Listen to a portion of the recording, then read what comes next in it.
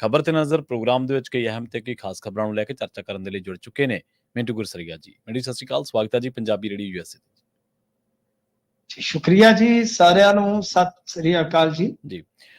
Programme ਦੇ ਵਿੱਚ ਅੱਗੇ ਵਧਣ ਤੋਂ ਪਹਿਲਾਂ ਧੰਨਵਾਦ ਕਰਨ ਦੇ ਲਈ ਸਪਾਂਸਰਸ ਦਾ ਜਿਹੜੇ ਜ਼ਰੀਆ ਬਣਦੇ ਨੇ ਇਹਨਾਂ ਪ੍ਰੋਗਰਾਮਾਂ ਨੂੰ ਤੁਹਾਡੇ ਤੱਕ ਪਹੁੰਚਾਉਣ ਦੇ ਲਈ। ਖਾਲਸਾ ਇੰਸ਼ੋਰੈਂਸ ਏਜੰਸੀ ਵਾਲੇ, ਜਿਨ੍ਹਾਂ ਤੋਂ ਤੁਸੀਂ ਹਰ ਤਰੀਕੇ ਦੀ ਇੰਸ਼ੋਰੈਂਸ ਲੈ ਸਕਦੇ ਹੋ। ਇੰਸ਼ੋਰੈਂਸ ਬਾਰੇ ਪਤਾ ਕਰਨ ਦੇ ਲਈ ਇਹਨਾਂ ਦਾ ਨੰਬਰ ਹੈ 468 272 2500। ਇਹ 1992 ਤੋਂ ਲਗਾਤਾਰ ਇੰਸ਼ੋਰੈਂਸ ਬਿਜ਼ਨਸ ਦੇ ਵਿੱਚ ਸ਼ਾਨਦਾਰ ਸੇਵਾਵਾਂ ਦੇ ਰਹੇ ਨੇ ਤੇ ਅਮਰੀਕਾ ਭਰ ਦੇ ਵਿੱਚ ਇੰਸ਼ੋਰੈਂਸ ਕਰਦੇ ਨੇ। ਓਬਾਮਾ ਕੇਅਰ, ਮੈਡੀਕੇਅਰ ਜਾਂ ਫਿਰ ਕਵਰਡ ਕੈਲੀਫੋਰਨੀਆ ਬਾਬਤ ਪਾਲਿਸੀ ਕਰਵਾਉਣ ਦੇ ਲਈ, ਸਲਾਹ ਲੈਣ ਦੇ ਲਈ ਅੱਜ ਹੀ ਕਾਲ ਕਰੋ 468 272 2500 ਤੇ। ਟਰਕੀਅਨ ਇਮੀਗ੍ਰੇਸ਼ਨ ਲਾ ਫਰਮ ਵਾਲੇ, ਜੇ ਟਰਕੀਅਨ ਟੌਰਨੀ ਟਰਕੀਅਨ ਦੇ ਨਾਲ ਤੁਸੀਂ ਯੂਐਸ ਇਮੀਗ੍ਰੇਸ਼ਨ ਬਾਬਤ ਕੋਈ ਵੀ ਸਲਾਹ ਕਰਨੀ ਹੈ, ਕੋਈ ਵੀ ਸਵਾਲ ਪੁੱਛਣਾ ਤੇ ਇਹਨਾਂ ਦਾ ਨੰਬਰ ਹੈ 415 909 0503। ਕ੍ਰਿਸ਼ਨ ਧਨੋਟਾ ਯੂਬਾ ਸਿਟੀ, ਬਲਜਿੰਦਰ ਸਿੰਘ ਨੇ ਵੁਡਲੈਂਡ, ਪਰਮਜੀਤ ਕੌਰੰਗੀ Vacaville, Pritpal Singh Sidhu Fresno, GL ਲੀਪਲੇ ਟਰੱਕ ਵਾਸ਼ ਕਰਦੇ ਨੇ, ਆਇਲ ਚੇਂਜ ਕਰਦੇ ਨੇ, 에ਅਰ ਬ੍ਰੇਕਾਂ ਦਾ ਕੰਮ ਤਸੱਲੀ ਬਖਸ਼ ਕਰਵਾ ਸਕਦੇ ਹੋ। ਨਵੇਂ ਪੁਰਾਣੇ ਟਾਇਰ ਵੀ ਇਹਨਾਂ ਤੋਂ ਮਿਲਦੇ ਨੇ। ਲੋਕੇਸ਼ਨ ਸੈਂਤਾ ਨੀਲਾ ਦੀ ਨਿਮਾ ਸੋਤਾ ਦੇ ਨਾਲ ਗੱਲ ਕੀਤੀ ਜਾ ਸਕਦੀ ਹੈ 209 270 0113 ਤੇ। ਜਸਵਿੰਦਰ ਸਿੰਘ, ਛਤਰਕੌਰ ਨਾਗਰਾ ਰੋਜ਼ਵੈਲ, ਚਰਨ ਸਿੰਘ ਸੁਖਵਿੰਦਰ ਢਾਲੀਵਾਲ ਐਰੀਜ਼ੋਨਾ ਤੇ ਐਂਟੀਲੂਪ ਟਰੱਕ ਸਟਾਪ ਵਾਲੇ, ਇਹਨਾਂ ਸਾਰੇ ਹੀ ਸਪਾਂਸਰਸ ਦਾ ਬਹੁਤ ਬਹੁਤ ਧੰਨਵਾਦ। ਤੇ ਜੇਕਰ ਤੁਸੀਂ ਵੀ ਪੰਜਾਬੀ ਰੇਡੀਓ ਐਸਏ ਦੇ ਇਹਨਾਂ ਪ੍ਰੋਗਰਾਮਾਂ ਨੂੰ ਸਪਾਂਸਰ ਕਰਨਾ ਚਾਹੁੰਦੇ ਹੋ ਤਾਂ ਸਟੂਡੀਓ ਦਾ ਨੰਬਰ ਹੈ 468 272 5200। ਅੱਜ ਦਾ ਇਹ ਖਬਰ ਤੇ ਨਜ਼ਰ ਪ੍ਰੋਗਰਾਮ ਸਾਲ 2024 ਦੀ 13 ਸਤੰਬਰ ਦਾ ਪ੍ਰੋਗਰਾਮ ਹੈ ਤੇ ਦਿਨ ਅੱਜ ਸ਼ੁੱਕਰਵਾਰ ਹੈ। ਪਹਿਲੇ ਹਿੱਸੇ ਦੇ ਵਿੱਚ ਆਪਾਂ ਮਿੰਟੂ ਜੀ ਨਾਲ ਖਬਰਾਂ ਨੂੰ ਲੈ ਕੇ ਚਰਚਾ ਕਰਾਂਗੇ ਤੇ ਦੂਜੇ ਹਿੱਸੇ ਦੇ ਵਿੱਚ ਆਪਾਂ ਇੱਕ ਅਹਿਮ ਵਿਸ਼ੇ ਨੂੰ ਲੈ ਕੇ ਗੱਦਾਰ ਵਰਸਸ ਵਫਾਦਾਰ ਬਾਰੇ ਇੱਕ ਕਹਾਣੀ ਤੁਹਾਡੇ ਨਾਲ ਸਾਂਝੀ ਕਰਾਂਗੇ। ਜ਼ਰੂਰ ਸੁਣਿਓ ਵੀ। ਤੇ ਮੋਬਾਈਲ ਐਪ ਦੇ ਬਾਰੇ, ਜਿਨ੍ਹਾਂ ਵੀ ਸਰੋਤਿਆਂ ਦੀ ਹਜੇ ਮੋਬਾਈਲ ਐਪ ਅਪਡੇਟ ਨਹੀਂ ਕੀਤੀ ਆਪਣੇ ਫੋਨ ਦੇ ਵਿੱਚ, ਉਹ ਪੰਜਾਬੀ ਰੇਡੀਓ ਐਸਏ ਦੇ ਮੋਬਾਈਲ ਐਪ ਨੂੰ ਜਾ ਕੇ ਐਪ ਸਟੋਰ ਦੇ ਵਿੱਚ, ਜੇਕਰ ਤੁਸੀਂ ਆਈਫੋਨ ਵਰਤਦੇ ਹੋ ਤਾਂ ਤੁਸੀਂ ਐਪ ਸਟੋਰ ਦੇ ਵਿੱਚ ਜਾ ਕੇ ਉਹਨੂੰ ਅਪਡੇਟ ਕਰ ਸਕਦੇ ਹੋ। ਪੰਜਾਬੀ ਰੇਡੀਓ ਐਸਏ ਜਾ ਕੇ ਸਰਚ ਕਰਨਾ ਤੇ ਉਸ ਤੋਂ ਬਾਅਦ ਮੋਬਾਈਲ ਐਪਲੀਕੇਸ਼ਨ ਜਿਹੜੀ ਆ ਉਹ ਅਪਡੇਟ ਹੋ ਜੂਗੀ। ਤੇ ਇਸੇ ਤਰ੍ਹਾਂ ਜੇਕਰ ਤੁਸੀਂ ਐਂਡਰੋਇਡ ਫੋਨ ਵਰਤਦੇ ਹੋ ਤਾਂ ਤੁਸੀਂ ਪਲੇ ਸਟੋਰ ਦੇ ਵਿੱਚ ਜਾ ਕੇ ਪੰਜਾਬੀ ਰੇਡੀਓ ਐਸਏ ਦੀ ਮੋਬਾਈਲ ਐਪ ਨੂੰ ਅਪਡੇਟ ਕਰ ਸਕਦੇ ਹੋ। ਮਿੰਟੂ ਜੀ, ਖਬਰਾਂ ਦਾ ਰੁਖ ਕਰੀਏ ਤੇ ਗੱਲ ਕਰੀਏ ਅੰਮ੍ਰਿਤਪਾਲ ਸਿੰਘ ਦੀ। ਹਾਈ ਕੋਰਟ ਵੱਲੋਂ ਨੋਟਿਸ ਜਾਰੀ ਕੀਤਾ ਗਿਆ ਜੀ। ਜੀ ਬਿਲਕੁਲ, ਦੇਖੋ ਇਹ ਜਿਹੜਾ ਨੋਟਿਸ ਜਾਰੀ ਹੋਇਆ ਜੀ ਬੀਤੇ ਕਈ ਦਿਨਾਂ ਤੋਂ ਆਪਾਂ ਇਹਦੀ ਵੈਸੇ ਚਰਚਾ ਕਰਦੇ ਰਹੇ ਹਾਂ ਕਿ ਇੱਕ ਚੁਣਾਵੀ ਪਟੀਸ਼ਨ ਜਿਸ ਨੂੰ ਆਪਾਂ ਕਹਿੰਦੇ ਆ ਕਿ ਉਹ ਪਾਈ ਗਈ ਸੀਗੀ।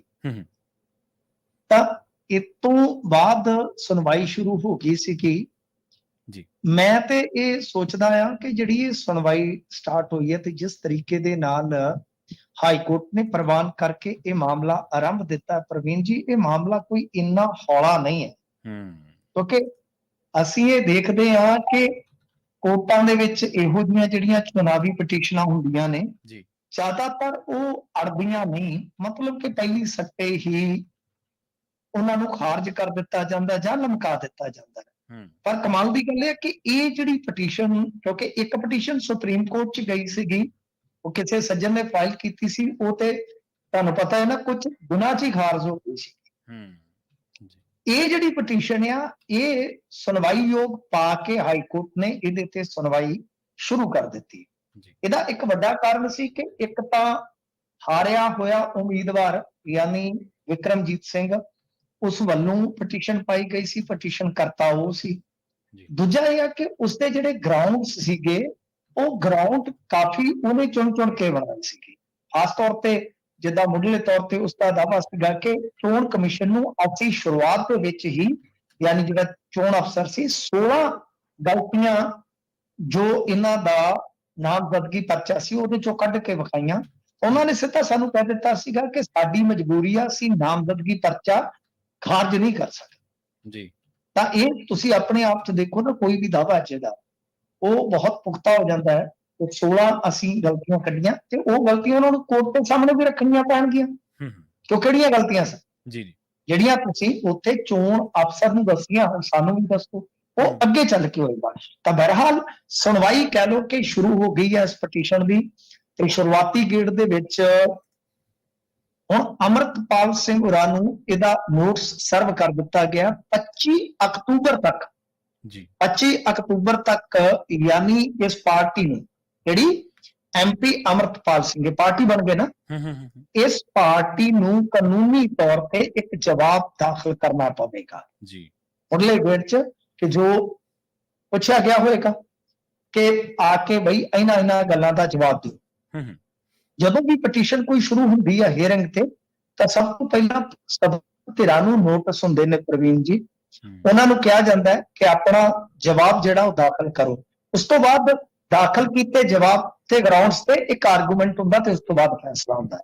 ਪਰ ਮੇਰੀ ਨਜ਼ਰ ਦੇ ਵਿੱਚ ਇਉਂ ਲੱਗਦਾ ਹੈ ਕਿ ਇਹ ਇੱਕ ਕਾਨੂੰਨੀ ਭੇਟ ਤੇ ਹੁਣ ਕਹਿ ਲਓ ਕਿ ਸੰਭਵ ਹੈ, ਇਹ ਤਾਂ ਹੋਏਗਾ, ਆਰਗੂਮੈਂਟਸ ਤੱਕ ਮਾਮਲਾ ਜਾਏਗਾ।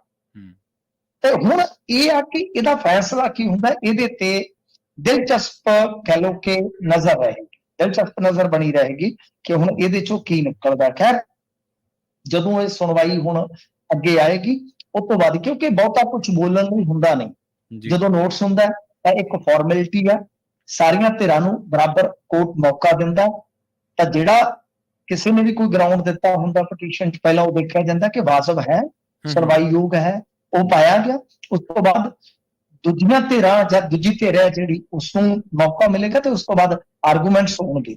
ਇਹ ਦਿਲਚਸਪ ਕਹਾਣੀ ਹੋਣ ਜਾ ਰਹੀ ਹੈ, ਮੇਰਾ ਮੰਨਣਾ, ਮੇਰਾ ਇਹ ਵਿਅਕਤੀਗਤ ਕਹਿ ਲਓ ਕਿ ਤਜਰਬਾ ਵੀ ਹੈ ਤੇ ਨਜ਼ਰੀਆ ਵੀ ਹੈ। ਦੂਜੀ ਗੱਲ ਜਿਹੜੀ ਹੈ, ਦੂਜੀ ਗੱਲ ਇਹ ਹੈ ਕਿ NIA ਨੇ ਅੱਜ ਸਾਜਰੇ ਹੀ ਇੱਥੇ ਤਾਬੜਤੋੜ ਛਾਪੇਮਾਰੀ ਕੀਤੀ ਆ, ਜਿਹਦੇ ਵਿੱਚ MP ਅਮਰਤਪਾਲ ਸਿੰਘ ਦੇ ਚਾਚਾ ਜੀ, ਉਹਨਾਂ ਦੇ ਘਰ ਕਾਫੀ ਤਗੜੀ ਰੇਡ ਹੋਈ ਆ। ਉਹ ਤੇ ਦੱਸਦੇ ਆ ਕਿ ਘਰੇ ਨਹੀਂ ਸਨ ਤੇ ਇਹਨਾਂ ਦੀ ਚਾਚੀ ਜੀ ਤੋਂ ਪੁੱਛਗਿੱਛ ਹੋਈ ਆ, ਕਾਫੀ ਸਮਾਨ ਵਗੈਰਾ ਖਿਲਾਰਿਆ ਗਿਆ। ਹੋਰ ਇੱਕ ਇਹਨਾਂ ਦੀ ਨੇੜਲੇ ਰਿਸ਼ਤੇਦਾਰ ਦੇ ਘਰ ਵੀ ਰੇਡ ਹੋਈ ਆ। ਇਸ ਤੋਂ ਇਲਾਵਾ ਮੱਖਣ ਸਿੰਘ ਸਮਾਲਸਰ ਦੇ ਨੇੜੇ ਜਿਹੜੇ ਕਵਿਸ਼ਰ ਨੇ, ਉਹਨਾਂ ਦੀ ਕਵਿਸ਼ਰੀ ਵੀ ਜਿਹੜੀ ਆ ਕਾਫੀ ਕਹਿ ਲਓ ਕਿ ਸਰਕਾਰ ਵਿਰੋਧੀ ਹੁੰਦੀ ਹੈ, ਤਾਂ ਉਹ ਵੀ ਅੱਜ ਇਸ ਜ਼ਦ ਚ ਆਏ ਨੇ। ਇਸ ਤੋਂ ਇਲਾਵਾ ਸ੍ਰੀ ਹਰਗੋਬਿੰਦਪੁਰ ਅਤੇ ਕੁਝ ਹੋਰ ਇਲਾਕਿਆਂ ਦੇ ਵਿੱਚ ਵੀ NIA ਨੇ ਤਗੜੀਆਂ ਰੇਡਾਂ ਕੀਤੀਆਂ। ਕੋਈ ਹੋਰ ਇਸ ਤੋਂ ਇਲਾਵਾ ਜਾਣਕਾਰੀ ਨਹੀਂ ਹੈ, ਪਰ ਮੀਡੀਆ ਰਿਪੋਰਟਾਂ ਦੀ ਮੰਨੀਏ ਤਾਂ ਇਸ ਨੂੰ ਜੋੜਿਆ ਜਾ ਰਿਹਾ ਫੰਡਿੰਗ ਦੇ ਨਾਲ, ਕਿ ਕੁਝ ਵਿਅਕਤੀਆਂ ਨੂੰ ਬਾਹਰੋਂ ਫੰਡਿੰਗ ਹੋ ਰਹੀ ਆ, ਯਾਨੀ ਫੋਰਨ ਤੋਂ ਫੰਡਿੰਗ ਹੋ ਰਹੀ ਆ। ਉਸ ਸਿਲਸਿਲੇ ਦੇ ਵਿੱਚ ਇਹ ਜਿਹੜੀਆਂ ਰੇਡਾਂ ਮਾਰੀਆਂ ਗਈਆਂ ਨੇ। ਤਾਂ ਬਾਕੀ ਹੁਣ ਦੇਖੋ ਕੀ ਅੱਗੇ ਨਿਕਲਦਾ ਮਾਮਲਾ, ਪਰ ਦਿਨ ਪਰ ਇਹਨਾਂ ਛਾਪੇਮਾਰੀਆਂ ਦੀ ਚਰਚਾ ਜਿਹੜੀ ਆ ਹੁੰਦੀ ਰਹੀ ਆ। NIA ਵੈਸੇ ਵੀ ਤੁਹਾਨੂੰ ਪਤਾ ਪੰਜਾਬ ਦੇ ਵਿੱਚ ਗੇੜਾ ਛੇੜਾ ਜਿਹੜਾ ਉਹ ਲਾਈ ਰੱਖਦੀ ਆ, ਤਾਂ ਚਾਹੇ ਕਿਸੇ ਤੋਂ ਕੁਝ ਮਿਲੇ ਜਾਂ ਨਾ ਮਿਲੇ, ਉਹ ਮਤਲਬ ਕਿ ਸਖਤੀ ਨਾਲ ਰੇਡਾਂ ਜ਼ਰੂਰ ਕਰਦੀ ਆ। ਤਾਂ ਐਤਕੀ ਜਿਹੜੀ ਰੇਡ ਕੀਤੀ ਗਈ ਆ, ਦੱਸਦੇ ਕਿ ਫੰਡਿੰਗ ਨੂੰ ਲੈ ਕੇ ਕੀਤੀ ਗਈ ਹੈ। ਬਾਕੀ ਹਾਲੇ ਤੱਕ ਕੋਈ ਅਧਿਕਾਰਤ ਤੌਰ ਤੇ ਪੁਸ਼ਟੀ ਜਿਹੜੀ ਆ ਉਹ ਕਿਸੇ ਕਿਸਮ ਦੀ ਨਹੀਂ ਹੋਈ ਪ੍ਰਵੀਨ ਜੀ। ਬਿਲਕੁਲ, ਇਹ ਤਾਂ ਮਿੰਟੂ ਜੀ ਗੱਲ ਸਹੀ ਹੈ ਵੀ NIA ਜਿਹੜੀ ਆ ਉਹ 2 ਹਫ਼ਤਿਆਂ ਬਾਅਦ 3 ਹਫ਼ਤਿਆਂ ਬਾਅਦ ਮਾਤੜ ਲੋਕਾਂ ਦੇ ਘਰੇ ਗੇੜਾ ਮਾਰਦੀ ਹੈ। ED ਘੱਟ ਗੇੜਾ ਮਾਰਦੀ ਹੈ। ED ਤਾਂ ਫਿਰ ਜਦੋਂ ਕਿਸੇ ਦੀਆਂ ਫਾਈਲਾਂ ਕੋਈ ਚੱਕੀਆਂ ਹੁੰਦੀਆਂ ਜਾਂ ਕੋਈ ਜ਼ਿਆਦਾ ਤੜਫੜ ਕਰਦਾ, ਮੇਰਾ ਖਿਆਲ ਉਦੋਂ ਮਾਰਦੀ ਹੈ, ਪਰ ਮਾਰਦੀ ਵੀ ਤਕੜੇ ਘਰਾਂ ਤੇ ਹੈ ਮਿੰਟੂ ਜੀ। ਹਾਂਜੀ, ED ਚ ਪ੍ਰਵੀਨ ਜੀ ਇੱਕ ਫਾਰਮੈਲਿਟੀ ਹੁੰਦੀ ਹੈ ਕਿ ED ਉੱਥੇ ਹੀ ਇਨਵੋਲਵ ਹੋਵੇਗੀ ਜਿੱਥੇ FIR ਆਲਰੇਡੀ ਕੱਟੀ ਗਈ ਹੋਏਗੀ। ED ਅਦਰਵਾਈਜ਼ ਨਹੀਂ ਆਉਂਦੀ। ਜੇ ਦੂਸਰੀ ਰੇਡ ਹੁੰਦੀ ਹੈ ਤਾਂ ਉਹ ਇਨਕਮ ਟੈਕਸ ਦੀ ਹੁੰਦੀ ਹੈ। ਤਾਂ ਇਹ ਜਿਹੜਾ ਮਤਲਬ ਕਿ ਲੈਣ ਦੇਣ ਦਾ, ਵਿੱਤੀ ਲੈਣ ਦੇਣ ਦਾ, ਇਹ ਜਿਹੜੀ NIA ਦੀ ਆ, ਇਹਨਾਂ ਦੇ ਕੋਲ ਬਹੁਤ ਤਗੜੀਆਂ ਸ਼ਕਤੀਆਂ ਹੁੰਦੀਆਂ ਨੇ। ਇਹ ਦੇਸ਼ ਦੇ ਕਿਸੇ ਵੀ ਕੋਨੇ ਚ ਕਿਸੇ ਵੀ ਘਰ ਇਹ ਰੇਡ ਮਾਰ ਸਕਦੇ ਆ ਵਿਦਆਊਟ FIR। ਜੀ ਬਿਲਕੁਲ। ਚੰਡੀਗੜ੍ਹ ਬਲਾਸਟ ਦੇ ਦੋਸ਼ੀ ਫੜੇ ਗਏ ਮਿੰਟੂ ਜੀ।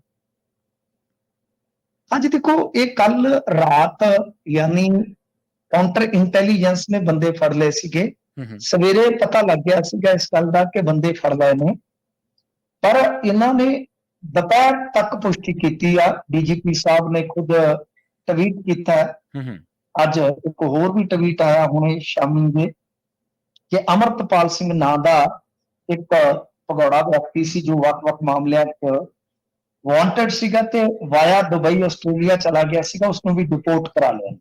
ਠੀਕ ਹੈ, ਇਹ ਵੀ ਹੁਣੇ ਟਵੀਟ ਕਰਕੇ ਇਹਨਾਂ ਨੇ ਜਾਣਕਾਰੀ ਦਿੱਤੀ ਆ।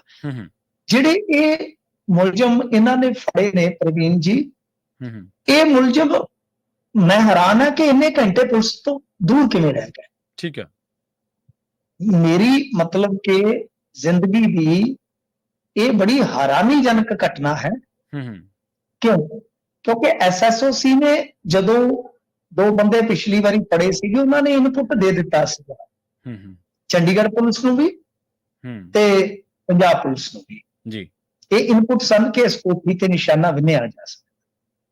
ਪਹਿਲੀ ਗੱਲ ਤੇ ਹੈ ਕਿ ਇਹਨਾਂ ਅਵੇਸਲਾਪਨ। ਦੂਜੀ ਚੀਜ਼ ਇਹ ਆ ਕਿ ਇਹਨਾਂ ਬਾਰੇ ਪੁਲਿਸ ਨੇ ਕੁਝ ਮਿੰਟਾਂ 'ਚ ਪਤਾ ਲਾ ਲਿਆ ਸੀਗਾ ਕਿ 43 ਦੇ ਬੱਸ ਅੱਡੇ ਤੋਂ ਆਏ ਆ, ਆਟੋ ਵਾਲਾ ਚੱਕ ਲਿਆ। ਆਟੋ ਵਾਲੇ ਨੇ ਕਿਹਾ ਕਿ ਕੁਝ ਦਿਨ ਪਹਿਲਾਂ ਵੀ ਆਏ ਸਨ, 2-3 ਦਿਨ ਪਹਿਲਾਂ। ਇਤਫਾਕਨ ਉਦਣ ਵੀ ਮੇਰੇ ਨਾਲ ਹੀ ਗਿਆ ਸੀ। ਜਦ ਕੱਲ ਉਤਰਿਆ 43 ਚ ਜੀ ਤਦ ਵੀ ਮੈਨੂੰ ਹੀ ਲੈ ਲਿਆ ਇਹਨਾਂ ਨੇ ਨਾਲ ਕਿ ਹੂੰ ਸਿਆਣੇ ਹੀ ਬਹੁ ਆਪਾਂ ਉਧਰ ਵਾਲੇ ਹੀ ਆ। ਹੂੰ ਉਦਣ ਕਹਿੰਦੇ ਕਿ 10 ਸੈਕਟਰ ਦੇ ਗੇੜਾ ਕੱਢ ਕੇ। ਹੁਣ ਜਦੋਂ ਇੰਨਾ ਵੱਡਾ ਸਬੂਤ ਹੋਵੇ ਕਿ 43 ਬੱਸ ਅੱਡੇ ਚ ਉਤਰਿਆ, ਉੱਥੇ ਤੇ ਪੈਰ ਪੈਰ ਤੇ ਸੀਸੀਟੀਵੀ ਹੈ। ਹੂੰ ਹੁਣ ਰਹਿ ਗਈ ਬੱਸ ਜੀ, ਕਿਹੜੀ ਬੱਸ ਚੋਂ ਆਇਆ ਜੀ? ਬੱਸ ਦਾ ਪਤਾ ਲੱਗ ਗਿਆ ਕਿ ਜਲੰਧਰ ਵਾਲੀ ਸਾਈਡ ਤੋਂ ਆਇਆ, ਅੰਮ੍ਰਿਤਸਰ ਵਾਲੀ ਸਾਈਡ ਤੋਂ। ਜੀ ਜੀ ਕੰਡਕਟਰ ਨੂੰ ਪੁੱਛਿਆ, ਕੰਡਕਟਰ ਕਹਿੰਦਾ ਕਿ ਇਹਨਾਂ ਨੇ ਤੇ ਤੁਰੀ ਜਾਂਦੀ ਬੱਸ ਦੇ ਵਿੱਚ ਵੀ ਟੀ-ਸ਼ਰਟਾਂ ਬਦਲੀਆਂ ਸੀ। ਹੂੰ ਤਾਂ ਮਤਲਬ ਕਿ ਸਾਫ਼ ਹੋ ਗਿਆ ਕਿ ਇਧਰਲੀ ਸਾਈਡ ਤੋਂ ਜਲੰਧਰ ਅੰਮ੍ਰਿਤਸਰ ਵਾਲੀ ਸਾਈਡ ਤੋਂ ਆਏ।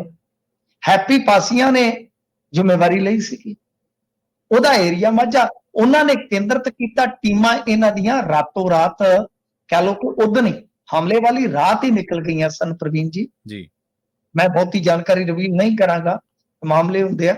ਬਹੁਤ ਸਾਰੀਆਂ ਟੀਮਾਂ ਬਠਿੰਡੇ ਤੱਕ ਮਾਝੇ ਤੱਕ ਆ ਗਈਆਂ ਸੀ। ਹੂੰ ਚੱਪੇ ਚੱਪੇ ਤੇ ਪੁਲਿਸ ਜਿਹੜੀ ਆ ਉਹ ਆਪਣੇ ਮੁਖਬਰ ਬਿਠਾ ਕੇ ਚੱਲ ਰਹੀ ਸੀ ਕਿ ਬੰਦੇ ਬਾਹਰ ਨਹੀਂ ਨਿਕਲਣੇ ਚਾਹੀਦੇ। ਤੇ ਇਹ ਆਰਾਮ ਨਾਲ ਉੱਥੋਂ ਫਿਰ ਬੱਸ ਚੜੇ ਆ। ਹੂੰ ਸੈਕਟਰ 18 ਦੀਆਂ ਜਿਹੜੀਆਂ ਲਾਈਟਾਂ ਨੇ ਉੱਥੋਂ ਇਹ ਭੱਜੇ ਆ। ਆਟੋ ਵਾਲੇ ਨੂੰ ਕਹਿੰਦੇ ਕਿ ਰੈੱਡ ਲਾਈਟ ਜੰਪ ਕਰੋ, ਕਹਿੰਦਾ ਕਿ ਵੀਰੇ ਮੈਂ ਜੰਪ ਨਹੀਂ ਮਾਰਨਾ। ਜੀ ਇਹ ਫਿਰ ਆਪ ਜੰਪ ਮਾਰ ਗਏ। ਹੂੰ ਉੱਥੋਂ ਕਰ ਕਰਾ ਕੇ ਇਹ ਗਏ ਨੇ ਸਾਹਿਬ ਇੱਧਰ ਨੂੰ ਬੱਸ ਚੜ ਕੇ ਫਤਿਹਗੜ੍ਹ ਸਾਹਿਬ ਵਾਲੀ ਸਾਈਡ। ਹੁਣ ਇੱਕ ਬੰਦਾ ਜਿਹੜਾ ਸੀਗਾ ਉਹ ਪਾਸੀਆਂ ਪਿੰਡ ਦਾ ਹੀ ਐਸਾ ਨਿਕਲਿਆ, ਤਸਵੀਰ 'ਚ ਜੋ ਨਜ਼ਰ ਆ ਰਿਹਾ ਸੀਗਾ, ਫਤਿਹਗੜ੍ਹ ਸਾਹਿਬ ਦੇ ਵਿੱਚ ਸ਼ਾਇਦ ਉਹ ਰਹਿੰਦਾ ਸੀਗਾ ਕਿਸੇ ਆਪਣੇ ਰਿਸ਼ਤੇਦਾਰ ਦੇ। ਜੀ ਪਿੰਡ ਲੜਾਈ ਝਗੜਾ ਹੋਇਆ ਸੀ, ਉਹਨਾਂ ਨੇ ਉੱਥੇ ਟਾਈਟ ਕਰਕੇ ਕਾਊਂਟਰ ਇੰਟੈਲੀਜੈਂਸ ਹੈ ਜਿਹੜਾ ਲੁਧਿਆਣੇ ਦਾ, ਉਹਨਾਂ ਨੇ ਰਾਤ ਹੀ ਇਹ ਬੰਦੇ ਚੁੱਕ ਲਏ ਸੀ। ਅੱਜ ਪੁਸ਼ਟੀ ਹੋ ਗਈ। ਇੱਕ ਦੀ ਤੇ ਪੁਸ਼ਟੀ ਇਹਨਾਂ ਨੇ ਕਰ ਦਿੱਤੀ ਹੈ ਕਿ ਰੋਹਨ ਮਸੀਹ ਹੈ ਜਿਹੜਾ ਜਿਹਦੇ ਬਾਰੇ ਮੈਂ ਦੱਸ ਰਿਹਾ ਤੁਹਾਨੂੰ, ਕਿ ਉਹਦੀ ਕੱਲ ਹੀ ਪਤਾ ਲੱਗ ਗਈ ਸੀ ਕਹਾਣੀ ਕਿ ਉਹੀ ਬੰਦਾ ਹੈ, ਪਿੰਡੋਂ ਪਾਸੇ ਰਹਿੰਦਾ। ਤਾਂ ਉਹਨੂੰ ਇਹਨਾਂ ਨੇ ਫੜ ਲਿਆ, ਐਸੀ ਪੁਸ਼ਟੀ ਕਰ ਦਿੱਤੀ ਹੈ। ਪਰ ਦੂਜੇ ਬਾਰੇ ਵੀ ਸਾਨੂੰ ਜਿੰਨੀ ਕੁ ਜਾਣਕਾਰੀ ਹੈ ਕਿ ਬੰਦਾ ਇਹਨਾਂ ਨੇ ਫੜ ਲਿਆ ਸੀ ਰਾਤੀ। ਬਾਕੀ ਹੁਣ ਦੇਖੋ ਕਦੋਂ ਉਹਦੀ ਗ੍ਰਿਫਤਾਰੀ ਵਿਖਾਈ ਜਾਂਦੀ ਹੈ ਜਾਂ ਕੋਈ ਹਿਸਾਬ ਕਿਤਾਬ ਹੋਰ ਲੱਗਦਾ, ਪਰ ਜਿੰਨੀ ਕੁ ਜਾਣਕਾਰੀ ਹੈ ਮਾਫ ਕਰਨਾ। ਤਾਂ ਗੱਲ ਇਹ ਆ ਕਿ ਬੰਦੇ ਫੜੇ ਗਏ ਨੇ, ਸਥਿਤੀ ਬਿਲਕੁਲ ਸਾਫ਼ ਹੈ। ਪਰ ਸਵਾਲ ਇਹੋ ਹੀ ਆ ਕਿ ਐਸਐਸਓਸੀ ਨੇ ਜਦੋਂ ਪਿਛਲੀ ਵਾਰੀ ਇਨਪੁਟ ਦੇ ਦਿੱਤੀ ਸੀ, ਇਹ ਅਵੇਸਲਾ ਬਣ ਗਿਆ। ਤੇ ਇਹ ਤੇ ਦੱਸਦਾ ਕਿ ਉਹ ਆਟੋ ਵਾਲਾ ਕਹਿੰਦਾ ਵੀ ਮਤਲਬ ਕਿ ਪੂਰੇ ਰੱਜੇ ਪੁੱਜੇ ਸੀ ਸਮਾਨ ਦਾ। ਮਤਲਬ ਕਿ ਬੱਸ ਯੂਜ਼ ਕਰ ਰਹੇ ਆ, ਆਟੋ ਯੂਜ਼ ਕਰ ਰਹੇ ਆ। ਚੰਡੀਗੜ੍ਹ ਵਰਗੇ ਸ਼ਹਿਰ ਤੋਂ ਤੁਸੀਂ ਬਚ ਨਹੀਂ ਸਕਦੇ, ਬਹੁਤ ਸੀਸੀਟੀਵੀ ਹੈ ਉੱਥੇ। ਤੇ ਗੱਡੀ ਬਚਾਉਣੀ ਬਹੁਤ ਔਖੀ ਆ ਰੋਡ ਤੋਂ, ਕੈਮਰਿਆਂ ਦੀ ਅੱਖ ਤੋਂ। ਤੁਸੀਂ 60 ਦੇ ਉੱਤੇ ਗੱਡੀ ਮਾੜੀ ਜੀ ਕਰੋ, ਸੈਂਸਰ ਲੱਗੇ ਆ, ਕੈਮਰੇ ਲੱਗੇ ਆ, ਨਾਲ ਦੀ ਨਾਲ ਟੀਮ ਬੋਲ ਜਾਣੀ ਆ ਮੋਬਾਈਲ ਤੇ। ਸੋ ਇਸ ਵਾਸਤੇ ਇਹ ਮੈਂ ਹੈਰਾਨ ਸੀਗਾ ਕਿ ਇੰਨੇ ਘੰਟੇ ਕਿਵੇਂ ਉੱਥੋਂ ਨਿਕਲ ਗਏ, ਚੰਡੀਗੜ੍ਹ ਚੋਂ ਕਿਵੇਂ ਨਿਕਲ ਗਏ ਭੱਜ ਕੇ। ਤਾਂ ਪਰ ਇਹ ਪੁਲਿਸ ਤੇ ਪ੍ਰਸ਼ਾਸਨ ਤੇ ਬਹੁਤ ਵੱਡੇ ਸਵਾਲ ਹੈ। ਤਾਂ ਕੜੀਆਂ ਜੁੜੀਆਂ ਨਕੋਦਰ ਕਾਂਡ ਦੇ ਨਾਲ, ਉਹਦੀ ਗੱਲ ਆਪਾਂ ਕਰ ਲਈਏ, ਦੁਹਰਾਅ ਹੋ ਜਾਏਗਾ। ਤਾਂ ਜਸਪ੍ਰੀਤ ਚਹਿਲ ਉੱਥੋਂ ਪਹਿਲਾਂ ਹੀ ਆਪਦਾ ਟਿਕਾਣਾ ਬਦਲ ਚੁੱਕਾ ਸੀਗਾ। ਪਰ ਗੱਲ ਇਹ ਆ ਕਿ ਇਹ ਤੇ ਜਿਹੜੇ ਜਾ ਕੇ ਇੱਥੇ ਗ੍ਰਨੇਡ ਸੁੱਟ ਆਏ ਆ, ਕਿਸੇ ਦੇ ਕਹਿਣ ਤੇ ਪਤਾ ਨਹੀਂ ਪੈਸੇ ਲਏ ਹੋਣਗੇ ਜਾਂ ਵੰਗਾਰ ਪਗਾਈ ਇਹਨਾਂ ਨੇ, ਯਾਰੀ ਪਗਾਈ ਆ, ਕੀ ਕੀਤਾ ਹਿਸਾਬ ਕਿਤਾਬ। ਪਰ ਪ੍ਰਵੀਨ ਜੀ ਉੱਥੇ ਤੇ ਬੇਦੋਸ਼ਾ ਮਾਰਿਆ ਜਾਣਾ ਸੀ, ਜਿਹਦਾ ਕਸੂਰ ਹੀ ਕੱਖ ਨਹੀਂ ਜੀ। ਉੱਥੇ ਫੈਮਿਲੀ ਪੰਜਾਬ ਦੀ ਹੈ ਹੀ ਹੋਈ ਨਹੀਂ। ਤਾਂ ਗੱਲ ਇਹ ਆ ਕਿ ਕਿੱਡੀ ਵੱਡੀ ਇਹ ਘਟਨਾ ਹੋ ਜਾਣੀ ਸੀ ਜੀ। ਉਹਨਾਂ ਨੂੰ ਤੇ ਚਲੋ ਖੁਦਾ ਨੇ ਬਚਾ ਲਿਆ, ਇਹਨਾਂ ਤੇ ਕੋਈ ਕਸਰ ਨਹੀਂ ਛੱਡੀ। ਤਾਂ ਇਹ ਸਵਾਲ ਪ੍ਰਸ਼ਾਸਨ ਨੂੰ ਇਸ ਪੱਖ ਤੋਂ ਵੀ ਰਹੇਗਾ ਕਿ ਬਹੁਤ ਈਜ਼ੀਲੀ ਇਹੋ ਜਿਹੇ ਕਾਂਡ ਅੰਜਾਮ ਦੇਣ ਤੱਕ ਕਹਿ ਲਓ ਕਿ ਜਿਹੜੇ ਬੰਦੇ ਆ ਉਹ ਬਾਹਰ ਬੈਠੇ ਬੰਦਿਆਂ ਨੂੰ ਮਿਲ ਰਹੇ ਆ। ਇਹ ਖਤਰੇ ਤੋਂ ਖਾਲੀ ਮਾਮਲਾ ਨਹੀਂ ਹੈ ਜੀ। ਤੇ ਕੋਈ ਸਿੰਗਰ ਮਿੰਟੂ ਜੀ ਡੰਕੀ ਵਾਲੇ ਚੱਕਰ 'ਚ ਫਸ ਗਿਆ ਸੀ? ਨਹੀਂ, ਸਿੰਗਰ ਤੇ ਹੁਣ ਚਲੋ ਡੰਕੀ ਸ਼ਬਦ ਨਵਾਂ ਆ। ਸਿੰਗਰ ਤੇ ਇਹੋ ਜਿਹੇ ਮਾਮਲੇ 'ਚ ਪਹਿਲਾਂ ਕਬੂਤਰਬਾਜੀ 'ਚ ਫਸਦੇ ਹੁੰਦੇ ਸੀ। ਬਲਕਾਰ ਸਿੱਧੂ ਦਾ ਨਾਂ ਆ ਗਿਆ ਦੀ ਤੇ ਟਿਕਟ ਕੱਟੀ ਗਈ ਸੀ ਪਹਿਲਾਂ, ਤਲਵੰਡੀ ਸਾਬੋ ਤੋਂ ਟਿਕਟ ਮਿਲਦੀ ਰਹਿ ਗਈ। ਤੇ ਦਲੇਰ ਮਹਿੰਦੀ ਨੂੰ ਤੇ ਸਜ਼ਾ ਕੱਟਣੀ ਪਈ ਸੀ, ਤੁਹਾਨੂੰ ਯਾਦ ਹੋਏ। ਹਾਂਜੀ ਤਾਂ ਇਸ ਤਰ੍ਹਾਂ ਬਹੁਤ ਸਾਰੇ ਸਿੰਗਰ ਜਿਹੜੇ ਆ ਵੇਲੇ ਕੋਲੇ ਹੋਰ ਵੀ ਨੇ ਕਈ ਜਿਨ੍ਹਾਂ ਤੇ ਦੋਸ਼ ਲੱਗੇ ਕਬੂਤਰਬਾਜ਼ੀ ਦੇ। ਤਾਂ ਇਹ ਆ ਕਿ ਇਹ ਕੋਈ ਸਿੰਗਰ ਆ ਫਤਿਹਜੀਤ, ਦੇਖੋ ਮੈਂ ਕਿਸੇ ਦੀ ਕੋਈ ਤੋਹੀਨ ਨਹੀਂ ਕਰ ਰਿਹਾ, ਮਾਫ ਕਰਨਾ, ਪਰ ਮੈਨੂੰ ਨਵੇਂ ਸਿੰਗਰਾਂ ਬਾਰੇ ਬਹੁਤੀ ਜਾਣਕਾਰੀ ਨਹੀਂ, ਐਵੇਂ ਮੈਂ ਕਹਾਂ। ਹਾਂ, ਉਹ ਜਿਮ ਜੁਮ ਚ ਗੀਤ ਕੰਨਾਂ ਚ ਪੈ ਜਾਂਦੇ ਆ ਤੇ ਬਈ ਸਮਝ ਆ ਜਾਂਦੀ ਹੈ ਕਿ ਆਹ ਕੁਛ ਚੱਲ ਰਿਹਾ, ਅੱਜ ਕੱਲ ਦੀ ਪੀੜ੍ਹੀ ਦੀ ਪਸੰਦ ਕੀ ਆ। ਤੇ ਕੋਈ ਸੂਰਮਾ ਕੇ ਸੁਰਮਾ ਕੋਈ ਗਾਣਾ ਸੀਗਾ 4 ਸਾਲ ਪਹਿਲਾਂ, ਉਹ ਇਹਦਾ ਹਿੱਟ ਸੀਗਾ। ਉਸ ਤੋਂ ਬਾਅਦ ਇਹਨੇ ਕਿਸੇ ਦੇ ਨਾਲ ਸੌਦਾ ਮਾਰਿਆ ਸੀ, ਜਾਂ ਇਹਦਾ ਕੋਈ ਦੋਸਤ ਸੀਗਾ ਏਜੰਟ, ਜੀ ਉਹ ਬੰਦਾ ਇਹਨਾਂ ਨੇ ਡੰਕੀ ਲਾ ਕੇ ਬਾਹਰ ਭਲਾਉਣਾ ਸੀ, ਅਮਰੀਕਾ ਹੀ ਜਾਣਾ ਹੋਣਾ ਹੋਰ ਕਿਤੇ, ਤੇ 50-60 ਲੱਖ ਚ ਕੋਈ ਸੌਦਾ ਜਿਹੜਾ ਇਹਨਾਂ ਦਾ ਤੈਅ ਹੋਇਆ ਸੀਗਾ। ਅੱਗੇ ਜਾ ਕੇ ਉਹ ਬੰਦਾ ਜਿਹੜਾ ਉਹ ਕਜ਼ਾਕਿਸਤਾਨ ਦੇ ਵਿੱਚ ਫਸ ਗਿਆ ਸੀਗਾ, ਜਿੱਥੋਂ ਉਹਨੂੰ ਡਿਪੋਰਟ ਕਰਵਾਇਆ ਗਿਆ। ਤਾਂ ਉਸ ਤੋਂ ਬਾਅਦ ਫਿਰ ਇਹਦੇ ਤੇ ਸਿਕੰਜਾ ਕੱਸਿਆ ਗਿਆ ਫਤਿਹਜੀਤ ਤੇ, ਇਸ ਨੂੰ ਗ੍ਰਿਫਤਾਰ ਕਰ ਲਿਆ ਗਿਆ। ਤੇ ਇਹ ਦੱਸਦੇ ਆ ਕਿ ਹੁਣ ਦਿੱਲੀ ਪੁਲਿਸ ਫਤਿਹਜੀਤ ਦੇ ਅਕਾਊਂਟ ਵੀ ਜਿਹੜੇ ਆ ਉਹ ਖੰਗਾਲ ਰਹੀ ਆ, ਤਾਂ ਕਿ ਪਤਾ ਲਾਇਆ ਜਾ ਸਕੇ ਕਿ ਸਿੰਗਰ ਨੇ ਕਿਸੇ ਦੂਸਰੇ ਇਸ ਤਰ੍ਹਾਂ ਦੇ ਮਾਮਲੇ ਦੇ ਵਿੱਚ ਤੇ ਇਹੋ ਜਿਹੀ ਹਰਕਤ ਨਹੀਂ ਕੀਤੀ। ਤਾਂ ਮੇਰੇ ਖਿਆਲ ਦੇ ਨਾਲ ਦੇਖੋ, ਸਿੰਗਿੰਗ ਲਾਈਨ ਕੋਈ ਮਾੜੀ ਨਹੀਂ ਹੈ, ਹਿੱਟ ਹੋਣਾ ਫਲॉप ਹੋਣਾ ਸਭ ਕੁਝ ਚੱਲਦਾ ਰਹਿੰਦਾ ਹੈ, ਪਰ ਇਹੋ ਜਿਹੇ ਸ਼ਾਰਟਕਟ ਨਾਲ ਕੀ ਕਰ ਲੋਗੇ? ਕੀ ਉੱਥੇ ਵਿੱਚ ਏਜੰਟ ਨੇ ਕੋਈ ਦਲਾਲੀ ਦੇਤੀ ਹੋਣੀ, ਉਹ ਕੋਈ 2 ਲੱਖ 4 ਲੱਖ, ਤੇ 2-4 ਲੱਖ ਸਰ ਜੇ ਹਾਈ ਕੋਰਟ ਸੁਪਰੀਮ ਕੋਰਟ ਤੱਕ ਆਪਾਂ ਨੂੰ ਜਾਣਾ ਪੈ ਜਾਵੇ ਨਾ, 2-4 ਲੱਖ ਦਾ ਖਰਚਾ ਵੱਧ ਪੈਂਦਾ। ਮੇਰਾ ਇਹ ਮੰਨਣਾ ਵਿਅਕਤੀਗਤ ਤੌਰ ਤੇ ਕਿ ਭਾਈ ਆਪਣੀ ਨੇਕ ਕਮਾਈ ਕਰੋ ਸਾਹਿਬ, ਇਹੋ ਜਿਹੇ ਸ਼ਾਰਟਕਟ ਨਾ ਮਾਰੋ, ਬਹੁਤੀ ਦੇਰ ਨਹੀਂ ਚੱਲਦੇ। ਇਹ ਸਿੰਗਰ ਜਿਹੜਾ ਇਹ ਡੰਕੀ ਵਾਲੇ ਜੁਗਾੜ ਦੇ ਵਿੱਚ ਕਹਿ ਲਓ ਕਿ ਹੁਣ ਆਪਦਾ ਡੰਕਾ ਵਜਾ ਬੈਠਾ ਹੈ, ਜਿਵੇਂ ਮੋਦੀ ਸਾਹਿਬ ਕਹਿੰਦੇ ਨਾ ਕਿ ਡੰਕਾ ਵੱਜ ਰਹਾ ਹੈ ਭਾਈਓ ਬਹਿਨੋ। ਜੀ ਅਗਲੀ ਗੱਲ ਕਰੀਏ ਮਿੰਟੂ ਜੀ ਸ਼ੀਸ਼ਨ ਮਿੱਤਲ ਦੀ, ਇਹ ਡਰੱਗ ਇੰਸਪੈਕਟਰ ਦੀ, ਤੇ ਇਸ ਮਾਮਲੇ ਦੇ ਵਿੱਚ ਹੁਣ ਗੈਂਗਸਟਰਾਂ ਦੇ ਨਾਲ ਸੰਬੰਧ ਹੋਣ ਦਾ ਦਾਅਵਾ ਕੀਤਾ ਗਿਆ ਸ਼ੀਸ਼ਨ ਮਿੱਤਲ ਦੇ। ਤੇ ਮੈਨੂੰ ਸਮਝ ਨਹੀਂ ਆਉਂਦੀ ਕਿ ਡਰੱਗ ਇੰਸਪੈਕਟਰ ਇਹ ਸਾਡੇ ਗਵਾਂਢੀ ਸ਼ਹਿਰ ਦਾ ਹੀ ਆ। ਠੀਕ ਹੈ ਜੀ। ਸ਼ੀਸ਼ਨ ਮਤਲਬ ਕਿ ਗਿੱਦੜਬਾਹੇ ਦਾ, ਤੇ ਇਹਨੂੰ ਤੇ ਕਈ ਦਿਨ ਪਹਿਲਾਂ ਦਾ ਚੁੱਕਿਆ ਹੋਇਆ। ਅੱਜ ਇਹਨਾਂ ਨੇ ਫੇਰ ਖਬਰ ਲਾ ਦਿੱਤੀ, anti narcotic task force ANTTF ਬਣਾਇਆ ਜਿਹੜਾ ਇਹਨਾਂ ਨੇ, ਕਿ ਜੀ ਉਹਨਾਂ ਨੇ ਇਹਨੂੰ ਗ੍ਰਿਫਤਾਰ ਕਰ ਲਿਆ। ਹਾਲਾਂਕਿ ਹੋ ਸਕਦਾ ਆ ਕਿ ਗ੍ਰਿਫਤਾਰੀ ਕਿਸੇ ਹੋਰ ਮਾਮਲੇ 'ਚ ਇਹਨਾਂ ਨੇ ਪਾ ਦਿੱਤੀ ਹੋਵੇ। DGP ਸਾਹਿਬ ਕਹਿੰਦੇ ਆ ਕਿ 24 ਬੈਂਕ ਖਾਤਿਆਂ ਚੋਂ 7 ਕਰੋੜ 9 ਲੱਖ ਰੁਪਈਆ ਬਰਾਮਦ ਹੋਇਆ, ਜ਼ੀਰਕਪੁਰ ਤੋਂ ਲੈ ਕੇ ਡੱਬ ਵਾਲੀ ਮੰਡੀ ਤੱਕ ਇਨ ਪ੍ਰਾਪਰਟੀ ਬਣਾਈ ਆ। ਤਾਂ ਮਤਲਬ ਕਿ ਇਸ ਤਰ੍ਹਾਂ ਦੀਆਂ ਗੱਲਾਂ ਕੀਤੀਆਂ ਜਾ ਰਹੀਆਂ, ਪਰ ਇਹਦੇ ਮਹੀਨਾ ਸਵਾ ਮਹੀਨਾ ਹੋ ਗਿਆ ਇਹਨੂੰ ਫੜੇ ਨੂੰ। ਹੁਣ ਇਹਨਾਂ ਨੇ ਕਿਹਾ ਜੀ ਕਿ ਇਹ ਡਰੱਗ ਇੰਸਪੈਕਟਰ ਸਰਕਾਰ ਦੀ ਇਜਾਜ਼ਤ ਤੋਂ ਬਗੈਰ ਹੀ ਵਿਦੇਸ਼ਾਂ ਦੇ ਵਿੱਚ ਘੁੰਮਦਾ ਫਿਰਦਾ ਹੁੰਦਾ ਸੀ, ਘੁਮੱਕੜ ਕਿਸਮ ਦਾ। ਮਤਲਬ ਕਿ ਉਸਨੇ ਕਦੀ ਵੀ ਐਕਸ ਇੰਡੀਆ ਲੀਵ ਤੱਕ ਲਈ ਹੋਈ, ਯਾਨੀ ਜੁਗਾੜ ਹੀ ਚੱਲਦਾ ਸੀਗਾ, ਤੇ ਜੇਲ੍ਹ ਦੇ ਵਿੱਚ ਬੰਦ ਕੁਝ ਤਸਕਰ ਜਾਂ ਗੈਂਗਸਟਰ ਜੋ ਵੀ ਹੈ ਕਿ ਉਹਨਾਂ ਦੇ ਡਰੱਗ ਨੈਟਵਰਕ ਦੇ ਵਿੱਚ ਮਦਦਗਾਰ ਸੀ। ਇਹ ਹੋ ਸਕਦਾ ਨਵਾਂ ਹੀ, ਮੈਨੂੰ ਲੱਗਦਾ ਕਿ ਇਹਨਾਂ ਨੇ ਸ਼ੋਸ਼ਾ ਜਿਹਾ ਛੱਡਤਾ ਹੈ। ਇਹ ਤੇ ਫੜੇ ਨੂੰ ਬੜੇ ਦਿਨ ਹੋ ਗਏ ਨੇ, ਪਤਾ ਨਹੀਂ। DGP ਮੈਨੂੰ ਲੱਗਦਾ ਵਿਹਲੇ ਨੇ ਅੱਜ ਕੱਲ, ਉਹਨਾਂ ਨੂੰ 2 ਹੀ ਕੰਮ ਹੈ, ਜਦ ਹਾਈ ਕੋਰਟ 'ਚ ਜਾ ਕੇ ਉੱਥੇ ਫਟਕਾਰਾਂ ਸੁਣਾਉਂਦੇ ਨੇ, ਤੇ ਜਾਂ ਉਹ ਇਦਾਂ ਟਵੀਟ ਤੇ ਬੈਠੇ ਰਹਿੰਦੇ ਆ। ਮੈਨੂੰ ਤਾਂ ਸਮਝ ਨਹੀਂ ਆਈ। ਸ਼ੀਸ਼ਨ ਮਿੱਤਲ ਹਜ਼ੂਰ ਇਹ ਮਾਨਤਾ ਵੀ ਰਿਹਾ, ਉੱਥੇ ਦੰਦ ਕਥਾ ਇਹ ਚੱਲਦੀ ਹੈ ਕਿ 50 ਪੈਸਿਆਂ ਵਾਲਾ ਕੈਪਸੂਲ 10-10 ਰੁਪਈਆਂ 'ਚ ਖੂਬ ਵਿਕਿਆ, ਤੇ ਉਹ ਕੈਪਸੂਲ ਦੱਸਦੇ ਆ ਕਿ ਕੁਝ ਹਿੱਸੇਦਾਰਾਂ ਨੇ ਉੱਥੇ ਇੱਕ ਫੈਕਟਰੀ ਲਾ ਰੱਖੀ ਸੀ ਕਿ ਪੰਜਾਬ ਦੀ ਹੱਦ ਤੋਂ ਥੋੜਾ ਜਿਹਾ ਦੂਰ। ਅੱਛਾ, ਇਹੋ ਜਿਹਾ। ਹਾਂਜੀ, ਇਹ ਦੰਦ ਕਥਾ ਚੱਲਦੀ ਹੈ, ਮਾਨਸੇ 'ਚ ਪੁੱਛ ਲੈਣਾ ਤੁਸੀਂ ਜੀ। ਤੇ ਜਿੱਥੇ ਜਿੱਥੇ ਵੀ ਗਿਆ, ਦੇਖੋ ਮੈਂ ਵਾਰ-ਵਾਰ ਕਹਿੰਦਾ ਕਿ ਆਮ ਆਦਮੀ ਪਾਰਟੀ ਨੇ ਸ਼ੁਰੂ 'ਚ ਸਿਕੰਜਾ ਜ਼ਰੂਰ ਕੱਸਿਆ ਸੀ, ਪਰ ਅੱਜ ਆਰਗੇਨਾਈਜ਼ਡ ਤਰੀਕੇ ਦੇ ਨਾਲ ਕਰਪਸ਼ਨ ਇੰਨੀ ਲਈ ਜਾਂਦੀ ਆ ਨਾ ਪ੍ਰਵੀਨ ਜੀ, ਗੱਲਾਂ ਹੀ ਛੱਡ ਦਿਓ। ਤਾਂ ਮੈਡੀਕਲ ਲਾਈਨ ਦੇ ਵਿੱਚ ਕੈਮਿਸਟ ਸ਼ਾਪਾਂ ਵਾਲੇ ਸਾਰੇ ਬਲੈਕੀਏ ਨਹੀਂ ਹੈ ਜੀ, ਪਰ ਕਿਤੇ ਨਾ ਕਿਤੇ ਸਾਰਿਆਂ ਤੇ ਸਿਕੰਜਾ ਕੱਸ ਦਿੱਤਾ ਜਾਂਦਾ ਹੈ। ਤਾਂ ਹੇਠਾਂ ਇਹਨਾਂ ਦੇ ਦਲਾਲ ਬੈਠੇ ਆ ਇਨਸਪੈਕਸ਼ਨ ਦੇ ਨਾਂ ਤੇ ਫਲਾਣਾ, ਕਿਉਂਕਿ ਹਰ ਟਾਈਮ ਹਰ ਇੱਕ ਸ਼ਰਤ ਨੂੰ ਪੂਰਾ ਕਰਨਾ ਔਖਾ ਹੈ ਕਿ ਫਾਰਮਾਸਿਸਟ ਬਿਠਾਓ ਜੀ, ਆਹ ਕਰੋ ਜੀ, ਦੁਕਾਨ 'ਚ ਆਹ ਰੱਖੋ, ਆਹ ਰੱਖੋ। ਤਾਂ ਉਹ ਇੱਕ ਬਹੁਤ ਵੱਡੀ ਰਕਮ ਪੂਰੇ ਪੰਜਾਬ ਦੇ ਬਾਜ਼ਾਰਾਂ 'ਚੋਂ ਇਕੱਠੀ ਹੁੰਦੀ ਆ। ਤਾਂ ਤੁਹਾਡਾ ਕੀ ਖਿਆਲ ਹੈ ਕਿ ਉਹ ਦਲਾਲ ਕੋਲ ਰਹਿ ਜਾਂਦੀ ਹੈ ਜਾਂ ਕਿਸੇ ਹੋਰ ਮਾਈ ਦੇ ਲਾਲ ਕੋਲ ਰਹਿ ਜਾਂਦੀ ਹੈ? ਨਹੀਂ, ਮੇਰਾ ਇਹ ਮੰਨਣਾ ਹੈ ਕਿ ਇਹ ਵੀ ਚੇਨ ਸਿਸਟਮ ਹੁੰਦਾ ਹੈ। ਸੋ ਮੈਂ ਵਾਰ-ਵਾਰ ਕਰਲਾਉਣਾ ਹੈ ਕਿ ਆਰਗੇਨਾਈਜ਼ਡ ਤਰੀਕੇ ਨਾਲ ਕਰਪਸ਼ਨ ਜਿਹੜੀ ਹੈ ਉਹ ਹੋਰ ਮਜ਼ਬੂਤ ਹੋਈ ਆ। 1.5 ਕੁ ਸਾਲ ਤੋਂ, ਮੈਂ ਨਹੀਂ ਕਹੂੰਗਾ, ਜਦ ਇਹ ਆਏ ਆ ਇੱਕ ਡਰ ਸੀਗਾ, ਪਰ ਜਦੋਂ ਇਹਨਾਂ ਨੇ ਵੇਖਿਆ ਕਿ ਇਹ ਤੇ ਵਿਚਾਰੇ ਆਪ ਹੀ ਇੱਕ ਦੂਜੇ ਦੇ ਪੈਰਾਂ 'ਚ ਪੈਰ ਅੜਾ ਕੇ ਡਿੱਗੀ ਜਾਂਦੇ ਆ, ਤਾਂ ਫਿਰ ਉਹ ਉਸੇ ਤਰ੍ਹਾਂ ਹੀ ਕੰਮ ਚੱਲ ਪਿਆ। ਤਾਂ ਅੱਜ ਕਰਪਸ਼ਨ ਦਾ ਬਾਜ਼ਾਰ ਬਹੁਤ ਗਰਮ ਹੈ ਪ੍ਰਵੀਨ ਜੀ, ਬਹੁਤ ਗਰਮ ਹੈ। ਉਹਦੀਆਂ ਮਿਸਾਲਾਂ ਵੇਖੋ, ਤੁਹਾਡੇ ਸਾਹਮਣੇ ਨਿਕਲ ਰਹੀਆਂ ਨੇ। ਇਹ ਬੰਦੇ ਉਧਰੋਂ ਵੀ ਰਲੇ ਹੋਏ ਜੀ, ਨੈਟਵਰਕ 'ਚ ਵੀ ਆ, ਇਧਰਲਾ ਨੈਟਵਰਕ ਵੀ ਚਲਾਈ ਜਾਂਦੇ ਆ। ਮਤਲਬ ਕਿ ਤੁਸੀਂ ਦੇਖਿਆ ਹੋਣਾ ਇੱਕ ਕੁੜੀ ਦੀ ਵੀ ਹੱਤਿਆ ਹੋ ਗਈ ਸੀ, ਉਹ ਵੀ ਡਰੱਗ ਇੰਸਪੈਕਟਰ ਸੀ, ਅੱਜ ਤੱਕ ਇਨਸਾਫ ਨਹੀਂ ਮਿਲਿਆ। ਹਾਂਜੀ, ਖਰੜ ਦੀ ਲੈਬ ਦੇ ਨਾਲ ਸੰਬੰਧ ਤੋਂ। ਤਾਂ ਉਹ, ਹਾਂਜੀ ਬਿਲਕੁਲ, ਉਹ ਕੀ ਮਸਲਾ ਸੀ।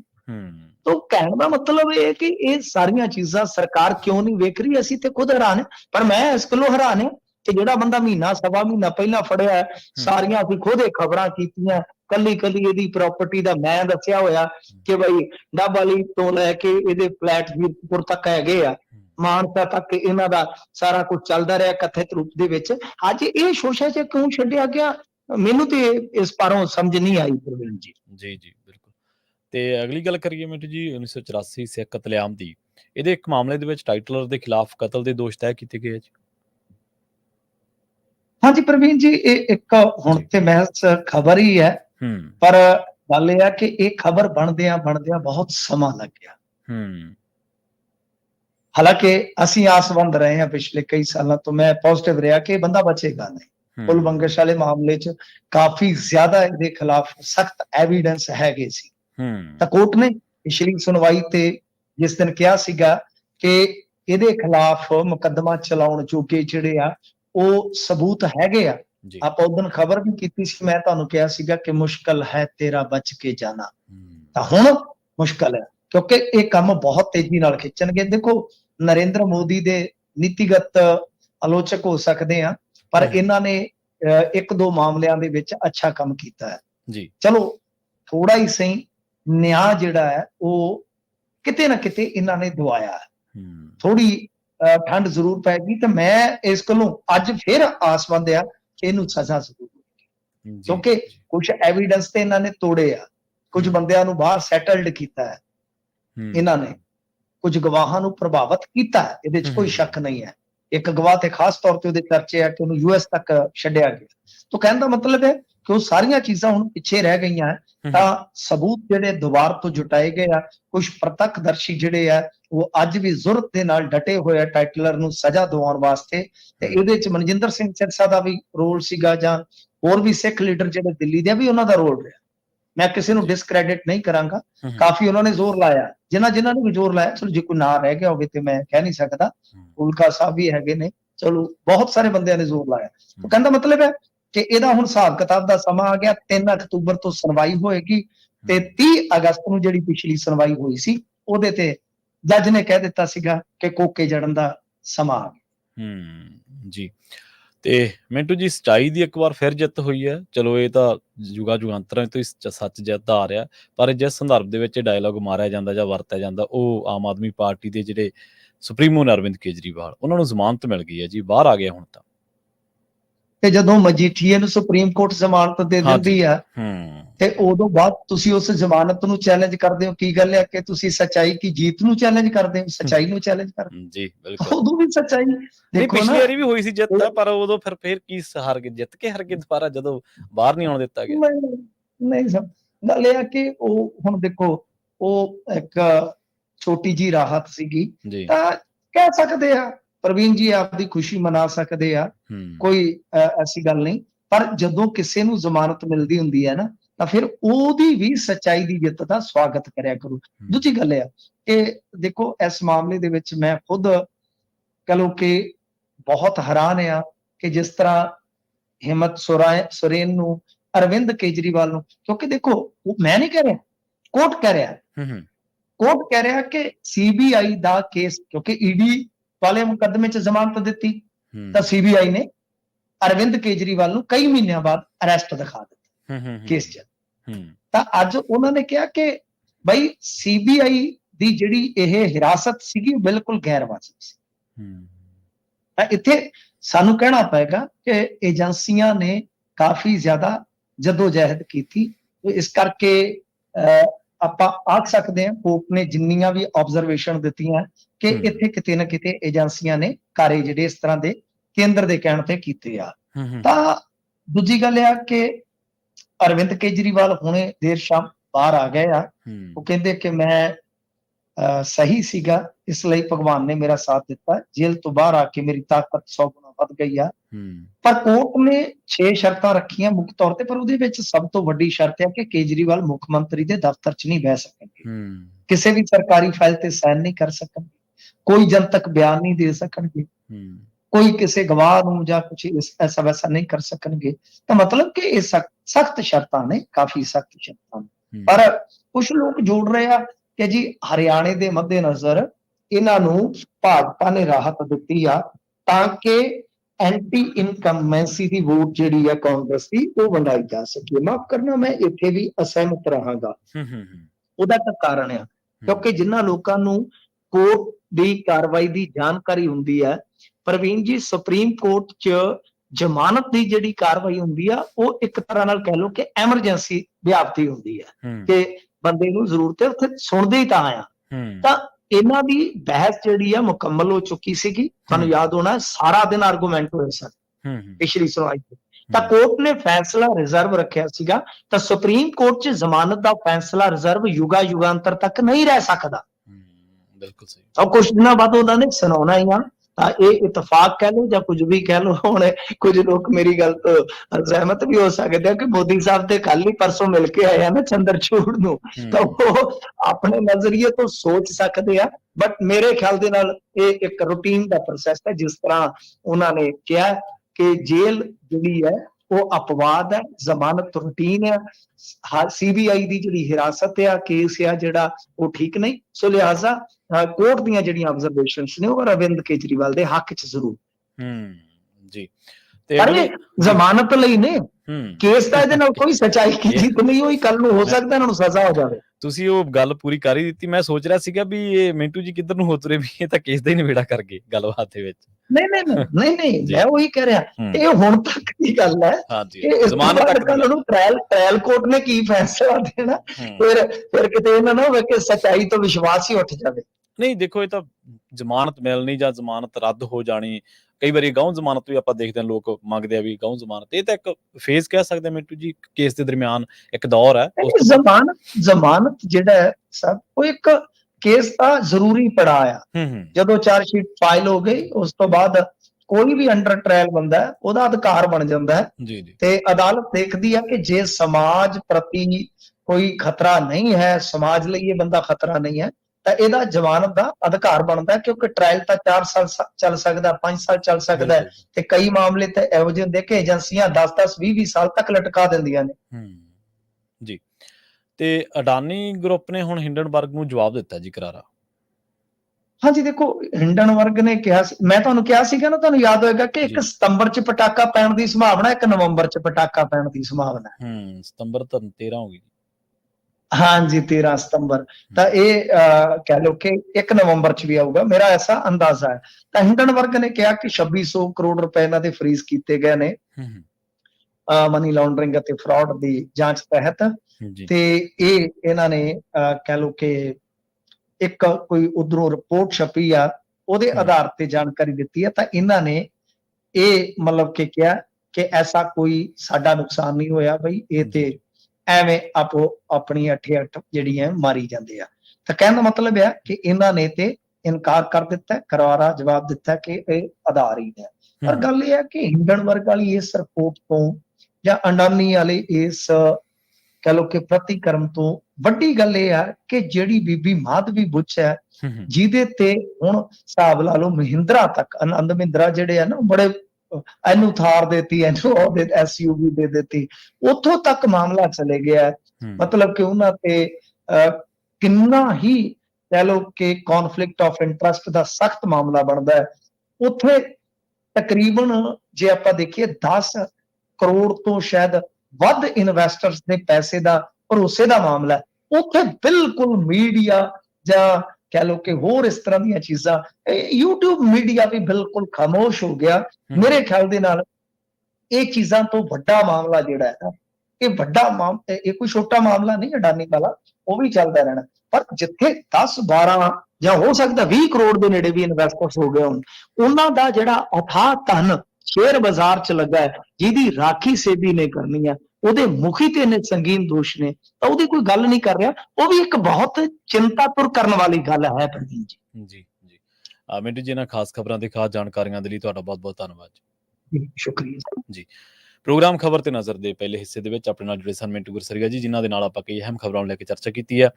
ਵੇਲਾ ਹੋ ਗਿਆ ਇੱਕ ਬ੍ਰੇਕ ਦੇ ਲਈ ਰੁਕਣ ਦਾ। ਜਲਦ ਵਾਪਸੀ ਇੱਕ ਸ਼ਾਰਟ ਬ੍ਰੇਕ ਤੋਂ ਬਾਅਦ, ਤੇ ਉਸ ਤੋਂ ਬ੍ਰੇਕ ਤੋਂ ਪਾਰ ਇੱਕ ਅਹਿਮ ਰਿਪੋਰਟ ਨੂੰ ਲੈ ਕੇ, ਇੱਕ ਖਾਸ ਗੱਲਬਾਤ ਨੂੰ ਲੈ ਕੇ ਹੋਵਾਂਗੇ ਹਾਜ਼ਰ। ਜੁੜੇ ਰਹੋ ਪੰਜਾਬੀ ਰੇਡੀਓ USA ਦੇ ਨਾਲ, ਜਿਹਦਾ ਟਾਈਟਲ ਹੈ, ਸਰਲੇਖ ਹੈ, ਗੱਦਾਰ ਵਸ ਵਫਾਦਾਰ, ਤੇ ਜਾਂ ਫਿਰ ਪੈਰ ਪੈਰ ਤੇ ਇੱਕ ਮੰਗੇ ਜਾਂਦੇ ਸਬੂਤ ਕਹਿ ਸਕਦੇ ਆਪਾਂ। ਮਿਲਦੇ ਹਾਂ ਇੱਕ ਸ਼ਾਰਟ ਬ੍ਰੇਕ ਤੋਂ ਬਾਅਦ।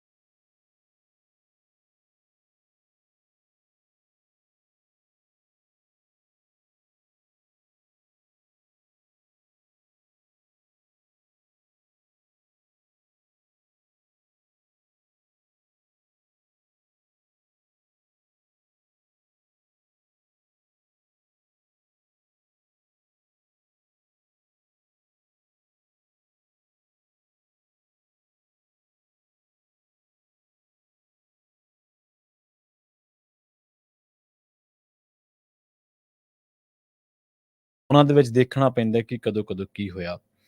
ਜਦੋਂ ਗਦਰੀ ਬਾਬੇ ਇਸ ਧਰਤੀ ਤੋਂ ਤੁਰੇ ਤਾਂ ਪਿੰਡਾਂ ਦੇ ਵਿੱਚ ਜਦੋਂ ਉਹ ਗਏ ਉਹਨਾਂ ਨੇ ਕਿਹਾ ਵੀ ਆਪਾਂ ਆਜ਼ਾਦੀ ਦੀ ਲੜਾਈ ਲੜਦੇ ਹਾਂ, ਇਕੱਠੇ ਹੋ ਕੇ ਹੰਭਲਾ ਮਾਰਦੇ ਹਾਂ।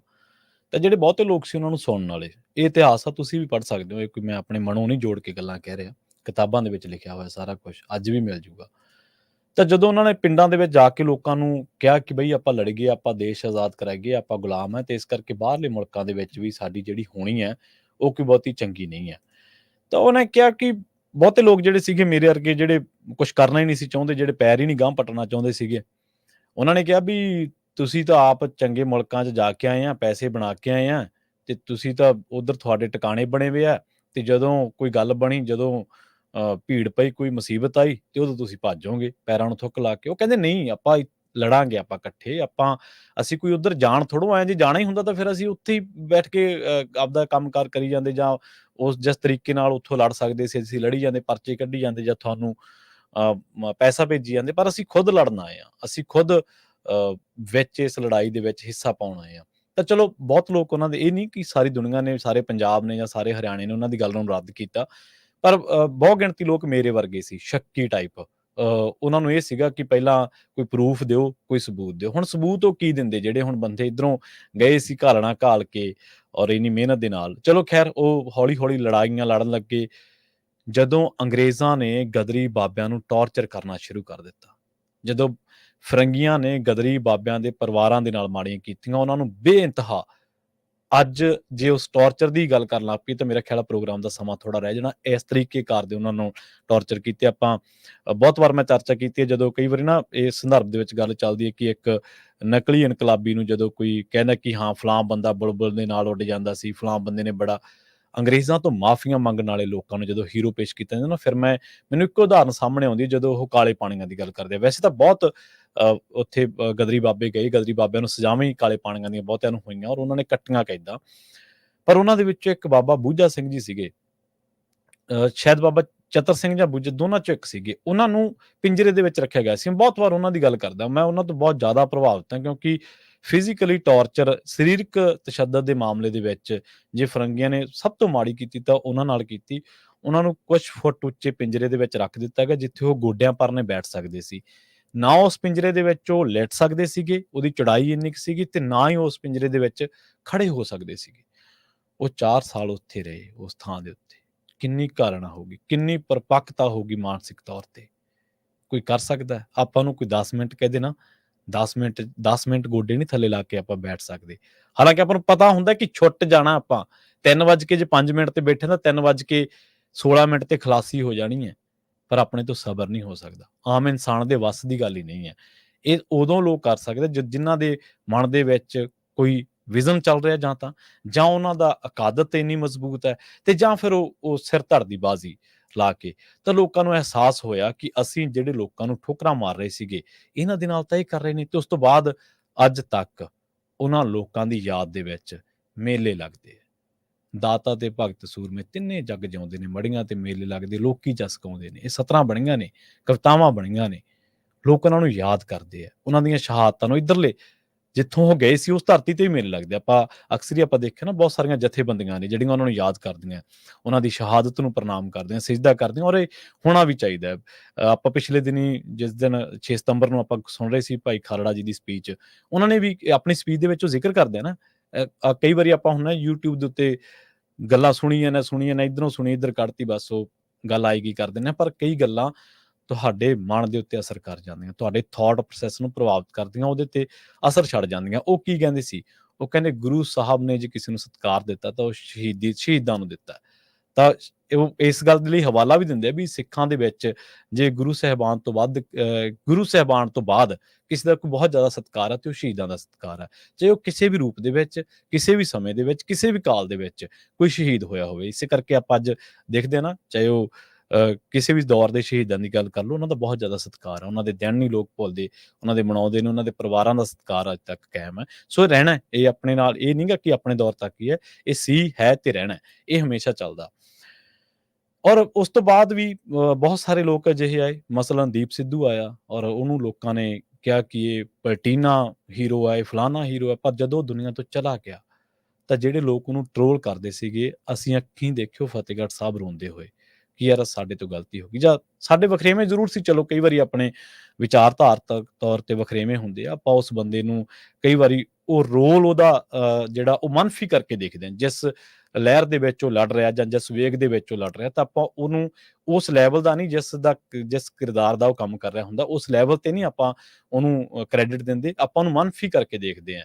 ਤਾਂ ਜਦੋਂ ਦੁਨੀਆ ਤੋਂ ਚਲਾ ਗਿਆ ਤਾਂ ਫਿਰ ਕੋ ਲੋਕਾਂ ਨੂੰ ਅਹਿਸਾਸ ਹੋਇਆ। ਅੱਜ ਲੋਕ ਦੇਖ ਲਓ ਉਹਦੇ ਲਈ ਕਿੰਨੇ ਉਹਨੂੰ ਪਿਆਰ ਕਰਦੇ ਨੇ। ਇਸੇ ਤਰ੍ਹਾਂ ਜਦੋਂ ਅੰਮ੍ਰਿਤਪਾਲ ਸਿੰਘ ਆਇਆ ਤੇ ਉਹਦੀ ਅਲੱਗ ਤਰੀਕੇ ਨਾਲ ਚਰਚਾ ਹੋਈ, ਜਦੋਂ ਗੁਰਦੁਆਰਾ ਸਾਹਿਬਾਨ ਦੇ ਵਿੱਚ ਸੋਫੇ ਚੁਕਾਏ ਉਹਦੀ ਅਲੱਗ ਤਰ੍ਹਾਂ ਦੀ ਚਰਚਾ ਹੋਈ। ਫਿਰ ਲੋਕ ਕਹਿੰਦੇ ਜੀ ਇਹ ਫਲਾਂ ਦਾ ਭੇਜਿਆ ਹੋਇਆ, ਇਹ ਫਲਾਂ ਦਾ ਭੇਜਿਆ ਹੋਇਆ। ਜਦੋਂ ਪੁਲਿਸ ਨੇ ਫੜ ਕੇ NSA ਲਾਇਆ, ਮੈਨੂੰ ਚੰਗੀ ਤਰ੍ਹਾਂ ਯਾਦ ਹੈ, ਕੁਝ ਖੱਬੇ ਪੱਖੀ ਲੋਕਾਂ ਨੇ ਵੀ ਕਿਹਾ, ਔਰ ਚੰਗੀ ਗੱਲ ਹੈ ਇਹ, ਖੱਬੇ ਪੱਖੀ ਲੋਕਾਂ ਨੇ ਵੀ ਕਿਹਾ ਕਿ NSA ਗਲਤ ਆ। ਕੋਈ ਬੰਦਾ ਤੁਹਾਡੇ ਨਾਲ ਸਹਿਮਤ ਨਹੀਂਗਾ ਔਰ ਆਪਣੇ ਗੱਲ ਕਰਦਾ, ਪਰ ਉਹਦਾ ਤਰੀਕਾਕਾਰ ਹਿੰਸਕ ਨਹੀਂਗਾ। ਹਾਂ, ਅਜਨਾਲਾ ਵਾਲੀ ਘਟਨਾ ਨਾਲ ਬਹੁਤ ਲੋਕ ਉਹਦੇ ਨਾਲ ਸਹਿਮਤ ਸੀ, ਬਹੁਤ ਲੋਕ ਉਹਦੇ ਨਾਲ ਸਹਿਮਤ ਨਹੀਂ ਸੀਗੇ, ਔਰ ਉਹ ਵੱਖਰੀ ਗੱਲ ਹੈ, ਸਾਰੇ ਲੋਕ ਕਦੇ ਵੀ ਸਹਿਮਤ ਨਹੀਂ ਹੁੰਦੇ। ਔਰ ਕਈ ਅਜਨਾਲਾ ਵਾਲੀ ਘਟਨਾ ਦਾ ਸਿੱਖ ਹਲਕਿਆਂ 'ਚ ਕਈਆਂ ਨੇ ਵਿਰੋਧ ਕੀਤਾ, ਤੇ ਜਦੋਂ NSA ਲੱਗਿਆ ਉਦੋਂ ਖੱਬੇ ਪੱਖੀ ਧਿਰਾਂ ਦੇ ਵਿੱਚ ਕੁਝ ਬੰਦਿਆਂ ਨੇ ਜਿਹੜੇ ਇਨਸਾਫ ਦੀ ਗੱਲ ਕਰਦੇ ਆ, ਉਹਨਾਂ ਨੇ ਕਿਹਾ ਕਿ ਇਹ ਗਲਤ ਹੈ, NSA ਗਲਤ ਹੈ।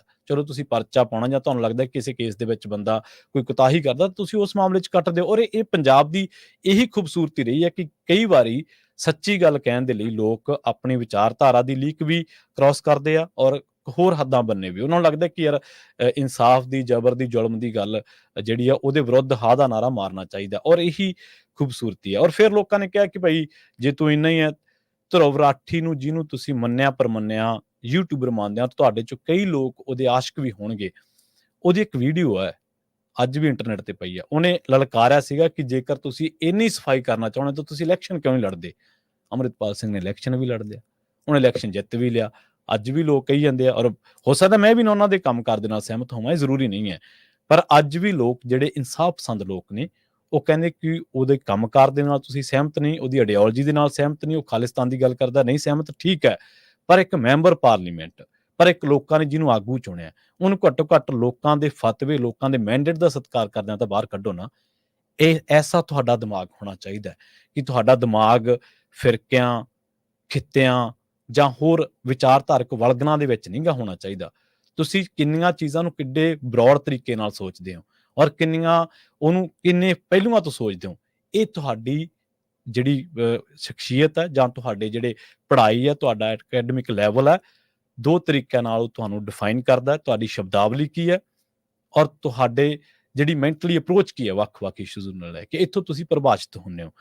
ਪਰ ਅੱਜ ਸੋਸ਼ਲ ਮੀਡੀਆ ਦਾ ਦੌਰ ਕੀ ਹੈ ਜਿਸ ਦੇ ਵਿੱਚੋਂ ਅਸੀਂ ਲੰਘ ਰਹੇ ਹਾਂ, ਇਹ ਦੌਰ ਵੀ ਕੋਈ ਉਸ ਦੀਪ ਸਿੱਧੂ ਨਾਲੋਂ, ਅੰਮ੍ਰਿਤਪਾਲ ਸਿੰਘ ਨਾਲੋਂ ਜਾਂ ਜਿਹੜੇ ਪਿਛਲੇ ਦੌਰਾਂ ਦੀ ਆਪਾਂ ਗੱਲ ਕੀਤੀ ਉਹਦੇ ਨਾਲ ਕੋਈ ਵੱਖਰਾ ਨਹੀਂ ਹੈ। ਕੋਈ ਵੀ ਬੰਦਾ ਚਾਹੇ ਉਹ ਕੌਮ ਦੇ ਲਈ ਕਿੰਨੀ ਵੀ ਘਾਲਣਾ ਘਾਲ ਰਿਹਾ, ਉਹਦੇ ਇੱਕ ਸਟੈਪ ਕਰਕੇ ਅਸੀਂ ਕੀ ਕਰਦੇ ਹਾਂ, ਸੋਸ਼ਲ ਮੀਡੀਆ ਤੇ ਫੇਸਬੁੱਕ ਤੇ ਪੋਸਟਾਂ ਪਾਉਣੀਆਂ ਸ਼ੁਰੂ ਕਰ ਦਿੰਦੇ ਹਾਂ। ਫਲਾਂ ਬੰਦਾ ਗੱਦਾਰ ਹੈ, ਫਲਾਂ ਬੰਦਾ ਇਹ ਭੱਜ ਗਿਆ, ਇਹਨੇ ਆਹ ਕਰਤਾ, ਇਹਨੇ ਆਹ ਕਰਤਾ। ਕਿ ਇੱਕ ਕਦਮ ਦੇ ਨਾਲ ਅਸੀਂ ਗੱਦਾਰੀ, ਸਾਡੇ ਕੋਲੇ ਦੋ ਹੀ ਕੰਮ ਰਹਿ ਗਿਆ ਪੰਜਾਬੀਆਂ ਕੋਲੇ, ਜਾਂ ਸਰਟੀਫਿਕੇਟ ਦੇਣਾ ਇਹ ਏਜੰਸੀਆਂ ਦਾ ਬੰਦਾ ਹੈ, ਇਹਨੂੰ RSS ਨੇ ਲਾਇਆ ਮੂਹਰੇ, ਇਹਨੂੰ ਫਲਾਣੇ ਨੇ ਲਾਇਆ, ਤੇ ਜਾਂ ਸਰਟੀਫਿਕੇਟ ਮੰਗਣਾ, ਦਿਓ ਸਬੂਤ। ਤੇ ਸਾਡੀ ਦਿੱਲੀ ਨਾਲ ਲੜਾਈ ਕੀ ਹੈ? ਲੜਾਈ ਸਾਡੀ ਕੋਈ ਦਿੱਲੀ, ਇਹ ਥੋੜਾ ਵੀ ਦਿੱਲੀ ਸ਼ਹਿਰ ਨਾਲ ਲੜਾਈ ਹੈ, ਸਾਡੀ ਦਿੱਲੀ ਦੀ ਆਈਡੀਓਲੋਜੀ ਨਾਲ ਲੜਾਈ ਇਹ ਹੈ ਕਿ ਜਿਨ੍ਹਾਂ ਪੰਜਾਬੀਆਂ ਨੇ ਜੰਗੇ ਆਜ਼ਾਦੀ ਦੀ ਲੜਾਈ ਲੜੀ, ਜਿਹੜੇ ਪੰਜਾਬੀਆਂ ਨੂੰ ਤੁਸੀਂ ਵੰਡ ਦੇ ਪਿੱਛੇ ਜਾਂ ਅਖੌਤੀ ਵੰਡ ਦੇ ਪਿੱਛੇ ਉਜਾੜ ਦਿੱਤਾ, 10 ਲੱਖ ਬੰਦਾ ਜਿਨ੍ਹਾਂ ਦਾ ਮਰ ਗਿਆ, ਯਾਰ ਉਹ ਬੰਦੇ ਤੁਹਾਨੂੰ 10 ਸਾਲਾਂ ਬਾਅਦ ਜਿੰਨਾ ਸੋਨਾ ਮੁਲਕ ਨੇ ਦਿੱਤਾ ਉਸ ਤੋਂ ਜ਼ਿਆਦਾ ਸੋਨਾ ਦੇ ਰਹੇ ਹੈ। ਤੇ ਉਸ ਤੋਂ 12 ਸਾਲਾਂ ਬਾਅਦ ਤੁਸੀਂ ਜਿਹੜਾ ਕਟੋਰਾ ਚੱਕ ਕੇ ਤੁਰੇ ਫਿਰਦੇ ਸੀਗੇ, ਉਹ ਕਟੋਰਾ ਤੁਹਾਡੇ ਹੱਥੋਂ ਛੁਡਾ ਕੇ ਉਹਨਾਂ ਨੇ ਹਰੀ ਕ੍ਰਾਂਤੀ ਨੂੰ ਤੁਹਾਡੇ ਨਾਲ ਸਹਿਮਤ ਹੋ ਗਏ, ਆਪਦਾ ਪਾਣੀ ਗਵਾ ਲਿਆ, ਆਪਦੀਆਂ ਲੋਕ ਬਿਮਾਰੀਆਂ ਤੇ ਲਾ ਲਏ, ਕਾਲਾ ਪੀਲੀਆ ਹੋ ਗਿਆ, ਕੈਂਸਰ ਹੋ ਗਿਆ, ਝੋਨਾ ਸਾਡੀ ਕੋਈ ਫਸਲ ਨਹੀਂ ਹੈ। ਉਹਨਾਂ ਲੋਕਾਂ ਤੋਂ ਤੁਸੀਂ ਸਰਟੀਫਿਕੇਟ ਮੰਗਦੇ ਹੋ। ਇੱਕ ਦਿਨ ਮੁੰਡੇ ਤੋਂ ਕੈਸ਼ ਛੁੱਟ ਗਿਆ, ਅਰਸ਼ਦੀਪ ਸਿੰਘ ਤੋਂ, ਕੁਛ ਲੋਕ ਉਹਨੂੰ ਟਰੋਲ ਕਰ ਰਹੇ ਸੀ। ਉਸੇ ਦਿਨ ਪੰਜਾਬ ਦੇ ਵਿੱਚ 4 ਦੇਹਾਂ ਆਈਆਂ ਨੌਜਵਾਨਾਂ ਦੀਆਂ ਜਿਹੜੇ ਸਰਹੱਦ ਤੇ ਸ਼ਹੀਦ ਹੋਏ ਸੀ, ਤੇ ਇਹ ਲੋਕ ਸਾਡੇ ਤੋਂ ਦਿੱਲੀ ਵਾਲੇ ਸਰਟੀਫਿਕੇਟ ਮੰਗਦੇ ਆ ਕਿ ਸਾਬਤ ਕਰੋ। ਬੰਦਾ ਕਿੱਥੇ ਕਿੱਥੇ ਸਾਬਤ ਕਰੇ, ਕਿਹਨੂੰ ਕਿਹਨੂੰ ਸਾਬਤ ਕਰੇ? ਮਿਸਾਲ ਦੇ ਤੌਰ ਤੇ ਜਿਨ੍ਹਾਂ ਅਦਾਰਿਆਂ ਨੇ ਕੌਮ ਦੀ ਗੱਲ ਕਰਦੇ ਆ, ਟਰਾਂਸਨੈਸ਼ਨਲ ਰਿਪਰੈਸ਼ਨ ਦੀ ਗੱਲ ਕਰਦੇ ਆ, ਭਾਈ ਨਿੱਜਰ ਦੀ ਗੱਲ ਕਰਦੇ ਹਾਂ ਜਾਂ ਪੰਜਵੜ ਦੀ ਗੱਲ ਕਰਦੇ ਹਾਂ ਜਾਂ ਹੋਰ ਜਿੰਨੇ ਵੀ ਯੋਧਿਆਂ ਨਾਲ ਜਿੰਨੇ ਵੀ ਉਹਨਾਂ ਨੇ ਆਪਣੇ YouTube ਚੈਨਲ ਬੰਦ ਕਰਾ ਲਏ ਇੰਡੀਆ ਦੇ ਵਿੱਚ ਔਰ ਸਰਕਾਰਾਂ ਉਹਨਾਂ ਨੂੰ ਲਗਾਤਾਰ ਧਮਕਾਉਂਦੀਆਂ ਰਹੀਆਂ ਈਮੇਲਾਂ ਦੇ ਜ਼ਰੀਏ ਜਾਂ ਵੱਖ-ਵੱਖ ਰੂਪਾਂ ਦੇ ਜ਼ਰੀਏ। ਉਹਨਾਂ ਨੇ ਕਿਹਾ ਕਿ ਫਾਈਨੈਂਸ਼ੀਅਲੀ ਸੱਟ ਵੱਜਦੀ ਹੈ, ਕੋਈ ਗੱਲ ਨਹੀਂ, ਆਪਾਂ ਨੂੰ YouTube ਦਾ ਰੈਵਨਿਊ ਕੋਈ ਚੱਕਰ ਨਹੀਂ ਜਾਂ Facebook ਦਾ ਰੈਵਨਿਊ ਕੋਈ ਐਡੀ ਵੱਡੀ ਗੱਲ ਨਹੀਂ, ਪਰ ਸੱਚ ਦੀ ਗੱਲ ਹੋਣੀ ਚਾਹੀਦੀ ਹੈ, ਮਨੁੱਖਤਾ ਦੀ ਗੱਲ ਹੋਣੀ ਚਾਹੀਦੀ ਹੈ, ਕੌਮ ਦੀ ਗੱਲ ਹੋਣੀ ਚਾਹੀਦੀ ਹੈ ਔਰ ਲੋਕਾਂ ਨੂੰ ਆਪਾਂ ਐਜੂਕੇਟ ਕਰਨਾ, ਕੋਈ ਗੱਲ ਨਹੀਂ। ਅਸੀਂ ਉਹਨਾਂ ਲੋਕਾਂ ਨੂੰ 1-2 ਕਦਮਾਂ ਬਦਲੇ ਉਹਨਾਂ ਲੋਕਾਂ ਨੂੰ ਗੱਦਾਰ ਐਲਾਨ ਰਹੇ ਹਾਂ ਔਰ ਕਹਿ ਰਹੇ ਹਾਂ, ਤੌਹਮਤਾਂ ਲਾ ਰਹੇ ਹਾਂ। ਗੱਦਾਰੀ ਦੀ ਡੈਫੀਨੇਸ਼ਨ ਕੀ ਹੈ? ਗੱਦਾਰੀ ਦੀ ਡੈਫੀਨੇਸ਼ਨ ਤਾਂ ਹੈ, ਉਹ ਹੈ ਕਿ ਜਦੋਂ ਬੰਦਾ ਆਪਣੇ ਅਕਾਦਤ ਤੋਂ, ਆਪਣੀ ਕਥਨੀ ਤੋਂ ਭਟਕ ਗਿਆ। ਕੋਈ ਵੀ ਬੰਦਾ ਕਿਸੇ ਵੀ ਤਰੀਕੇ ਦੀ ਆਰਗੇਨਾਈਜੇਸ਼ਨ ਨੂੰ ਰਨ ਕਰ ਰਿਹਾ ਔਰ ਉਹ ਕਹਿ ਰਿਹਾ ਸਾਲ ਪਹਿਲਾਂ ਜਾਂ 2 ਸਾਲ ਪਹਿਲਾਂ ਉਹਦਾ ਕੁਝ ਹੋਰ ਸੀ, ਪਰ ਹੁਣ ਉਹ ਸਰਕਾਰਾਂ ਦਾ ਚਾਪਲੂਸ ਬਣ ਗਿਆ। ਉਹਦੇ ਮੀਡੀਆ ਕੈਮਰੇ ਇੱਥੇ ਆ ਰਹੇ ਭਾਰਤੀ ਜਿਹੜੇ ਤੰਤਰ, ਜਿਹੜੇ ਲੋਕਾਂ ਨੇ ਜ਼ੁਲਮ ਕੀਤਾ, ਉਹਨਾਂ ਨੂੰ ਕਵਰ ਕਰ ਰਿਹਾ। ਆਪਦੇ ਪ੍ਰੋਗਰਾਮਾਂ ਦੇ ਵਿੱਚ ਉਹ ਟਾਕ ਸ਼ੋ ਹੋਣ, ਚਾਹੇ ਪ੍ਰੋਗਰਾਮ ਖਬਰਾਂ ਹੋਣ, ਕੁਛ ਵੀ ਹੋਣ, ਉਹਨਾਂ ਦੇ ਵਿੱਚ ਉਹਨਾਂ ਦੀ ਉਸਤਤ ਕਰ ਰਿਹਾ, ਉਹਨਾਂ ਦੇ ਵਿੱਚ ਉਹਨਾਂ ਦੀ ਭਗਤੀ ਕਰ ਰਿਹਾ, ਸ਼ਖਸੀ ਪੂਜਾ ਕਰ ਰਿਹਾ। ਤਾਂ ਅਸੀਂ ਉਹਨੂੰ ਕਹਿ ਸਕਦੇ ਹਾਂ ਕਿ ਭਾਈ ਤੂੰ ਆਪਦੀ ਇਕਾਦਤ ਤੋਂ ਭਟਕ ਗਿਆ। ਪਰ ਜੇਕਰ 1-2 ਗੱਲਾਂ ਪਿੱਛੇ ਅਸੀਂ ਹਰ ਇੱਕ ਤੋਂ ਹੀ ਸਰਟੀਫਿਕੇਟ ਮੰਗਣ ਲੱਗ ਪਾਂਗੇ ਤਾਂ ਅਸੀਂ ਜਿਹੜੇ ਅੱਜ ਦੇ ਹਾਲਾਤਾਂ ਦੇ ਵਿੱਚ ਜਿੱਥੇ ਅਸੀਂ ਧਾਰਮਿਕ ਤੌਰ ਤੇ ਮਹਿਸੂਸ ਕਰਦੇ ਹਾਂ ਤੇ ਪੰਜਾਬ ਲੈਵਲ ਤੇ ਕਿ ਕੋਈ ਸਰਪ੍ਰਵਾਨਿਤ ਲੀਡਰ ਕਿਉਂ ਨਹੀਂ ਹੈ, ਇਹ ਸਾਡੀ ਛਾਨਣੀ ਲਾਊ ਜਿਹੜੀ ਮਾਨਸਿਕਤਾ ਹੈ ਕਿ ਹਰ ਗੱਲ ਨੂੰ ਫਿਲਟਰ ਲਾ ਕੇ। ਔਰ ਇਹਦੇ ਵਿੱਚ ਕੋਈ ਦੋ ਰਾਏ ਨਹੀਂ ਕਿ ਜਿਹੜਾ ਬੰਦਾ ਕੋਈ ਆਗੂ ਆ ਉਹਨੂੰ ਜਵਾਬਦੇਹ ਨਹੀਂ ਹੋਣਾ ਚਾਹੀਦਾ, ਨਹੀਂ ਨਹੀਂ ਨਹੀਂ, ਇਹ ਵੀ ਨਹੀਂ ਗੱਲ। ਕੋਈ ਆਗੂ ਉਹਦੀ ਅਕਾਊਂਟੇਬਿਲਿਟੀ ਹੋਣੀ ਚਾਹੀਦੀ ਹੈ, ਕੋਈ ਆਗੂ ਉਹਦੀ ਜਵਾਬਦੇਹੀ ਹੋਣੀ ਚਾਹੀਦੀ ਹੈ। ਪਰ ਕੀ ਹਰ ਮਿੰਟ ਬਾਅਦ ਕੋਈ ਬੰਦਾ ਸਬੂਤ ਦੇਵੇ ਕਿ ਮੈਂ ਇਸ ਕੰਮ ਲਈ ਆਹ ਨਹੀਂ ਕੀਤਾ, ਮੈਂ ਆਹ ਕੀਤਾ? ਕਿ ਹਰ ਘੰਟੇ ਬਾਅਦ ਕੋਈ ਬੰਦਾ ਆਪਦੇ ਸਰਟੀਫਿਕੇਟ ਰੀਨਿਊ ਕਰਾ ਕੇ ਲਿਆਵੇ ਕਿ ਬਈ ਨਹੀਂ ਮੈਂ ਇੱਥੇ ਸਹੀ ਸੀ, ਇੱਥੇ ਗਲਤ ਸੀ? ਸੋ ਸਾਨੂੰ ਹਰ ਇੱਕ ਨੂੰ ਜਦੋਂ ਅਸੀਂ ਕਿਸੇ ਬਾਰੇ ਕੋਈ ਕਿਸੇ ਦੀ ਕਿਰਦਾਰਕੁਸ਼ੀ ਕਰਦੇ ਹਾਂ ਤਾਂ ਇੱਕ ਵਾਰ ਉਹਦੇ ਅਮਲ ਤੇ ਜ਼ਰੂਰ ਝਾਤੀ ਮਾਰਨੀ ਚਾਹੀਦੀ ਹੈ। ਔਰ ਅਮਲ ਬਹੁਤ ਵੱਡੀ ਚੀਜ਼ ਹੈ ਕਿ ਉਹਦਾ ਅਮਲ ਕੀ ਹੈ, ਕਿ ਉਹ ਗੱਲ ਜਿਹੜੀ ਤੇ ਕਰਦਾ ਸੀ, ਜਿਹੜੀ ਤੇ ਪਹਿਰੇਦਾਰ ਸੀਗਾ, ਕਿ ਅੱਜ ਵੀ ਉਹਦਾ ਝੰਡਾ ਬਰਦਾਰ ਹੈ, ਕਿ ਅੱਜ ਵੀ ਉਸੇ ਤਰ੍ਹਾਂ ਮਾਈਨੋਰਟੀਜ਼ ਦੀ ਗੱਲ ਕਰ ਰਿਹਾ, ਕਿ ਅੱਜ ਵੀ ਉਸੇ ਤਰ੍ਹਾਂ ਮਨੁੱਖਤਾ ਦੀ ਗੱਲ ਕਰ ਰਿਹਾ, ਕੌਮ ਦੀ ਗੱਲ ਕਰ ਰਿਹਾ, ਪੰਥ ਦੀ ਗੱਲ ਕਰ ਰਿਹਾ ਔਰ ਆਪਸੀ ਇਕਜੁੱਟਤਾ ਦੀ ਗੱਲ ਕਰ ਰਿਹਾ। ਸਭ ਤੋਂ ਵੱਡੀ ਗੱਲ ਕਿ ਠੀਕ ਹੈ, ਵਿਚਾਰਧਾਰਕ ਵਲਗਣਾ ਬਹੁਤ ਨੇ, ਸਰਹੱਦਾਂ ਬਹੁਤ ਨੇ, ਹਰ ਇੱਕ ਦੀਆਂ ਪ੍ਰੈਫਰੈਂਸਿਸ ਨੇ, ਕਿਸੇ ਦੀਆਂ ਪੋਲੀਟੀਕਲੀ ਨੇ, ਕਿਸੇ ਦੀਆਂ ਫਾਈਨੈਂਸ਼ੀਅਲ ਨੇ, ਇਕਨੋਮਿਕ ਨੇ। ਉਹ ਠੀਕ ਹੈ, ਉਹ ਬੰਦਾ ਫਿਰ ਵੀ ਕਹਿੰਦਾ ਕਿ ਯਾਰ ਕੋਈ ਗੱਲ ਨਹੀਂ, ਤੇਰਾ ਇਹ ਮਸਲਾ ਹੈ, ਆਪਾਂ ਇਹਨੂੰ ਤੇਰੀ ਮੇਰੇ ਨਾਲ ਵਿਚਾਰਧਾਰਕ ਸਾਂਝ ਨਹੀਂ ਜਾਂ ਕੁਛ ਵੀ ਨਹੀਂ, ਪੰਜਾਬ ਦੀ ਗੱਲ ਆ, ਮੇਰਾ ਤੇਰੇ ਨਾਲ ਕੋਈ ਵਖਰੇਵਾਂ ਨਹੀਂ, ਪੰਜਾਬ ਦੀ ਬਿਹਤਰੀ ਦੀ ਲਈ ਗੱਲ ਆ ਜਾਂ ਉੱਥੋਂ ਦੇ ਸਿਸਟਮ ਨੂੰ ਐਕਸਪੋਜ਼ ਕਰਨ ਦੀ ਗੱਲ ਆ, ਮੈਂ ਤੇਰੇ ਨਾਲ ਖੜਾ ਜਿੰਨੇ ਕੁ ਯੋਗ ਹੈ। ਔਰ ਜੇ ਤਾਂ ਅਸੀਂ ਇਹਨਾਂ ਚੀਜ਼ਾਂ ਤੋਂ ਤੈਅ ਕਰਾਂਗੇ ਤਾਂ ਅਸੀਂ ਇੱਕ ਹੋਰ ਤਰ੍ਹਾਂ ਦਾ ਹੋਵਾਂਗੇ। ਪਰ ਸਭ ਤੋਂ ਸੌਖਾ ਇਸ ਟਾਈਮ ਕੁਛ ਵੀ ਨਹੀਂਗਾ। ਸਭ ਤੋਂ ਸੌਖਾ ਹੈ ਕਿ ਸੋਸ਼ਲ ਮੀਡੀਆ ਤੇ ਕਿਸੇ ਬੰਦੇ ਨੂੰ ਕਿਸੇ ਬਾਰੇ ਵੀ ਕੁਛ ਵੀ ਲਿਖ ਕੇ ਪਾ ਦਿਓ। AI ਆ ਹੁਣ ਤਾਂ, ਮੇਰੇ ਵਰਗੇ ਦੀ ਚਾਹੇ ਫੋਟੋ ਚੱਕ ਕੇ ਕਿਸੇ ਵੀ ਬੀਬੀ ਨਾਲ ਖੜਾ ਦਿਓ, ਕੁਛ ਵੀ ਕਰ ਦਿਓ, ਬਹੁਤ ਕੁਛ ਹੋ ਰਿਹਾ ਦੁਨੀਆ ਦੇ ਉੱਤੇ ਔਰ ਦੁਨੀਆ ਚੱਲ ਵੀ ਰਹੀ ਹੈ। ਇੱਕ ਛੋਟੀ ਜਿਹੀ ਮਿਸਾਲ ਯਾਦ ਆ ਗਈ ਮੈਨੂੰ, ਇੱਕ ਕੁੜੀ ਰਸ਼ਮਿਕਾ ਮੰਦਾਨਾ ਹੈ, ਬਾਲੀਵੁੱਡ ਦੇ ਵਿੱਚ ਕੰਮ ਕਰਦੀ ਹੈ ਔਰ ਬਹੁਤ ਸਟਰਗਲ ਨਾਲ ਉਹ ਕੁੜੀ ਅੱਗੇ ਆਈ ਹੈ ਔਰ ਬਹੁਤ ਪ੍ਰਤਿਭਾਸ਼ਾਲੀ ਅਦਾਕਾਰਾ ਹੈ।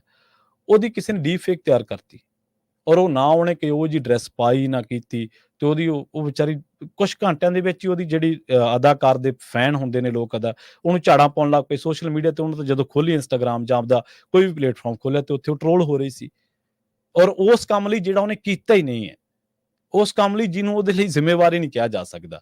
ਔਰ ਹਜ਼ਾਰਾਂ ਲੋਕਾਂ ਨਾਲ ਇਹ ਹੋਇਆ।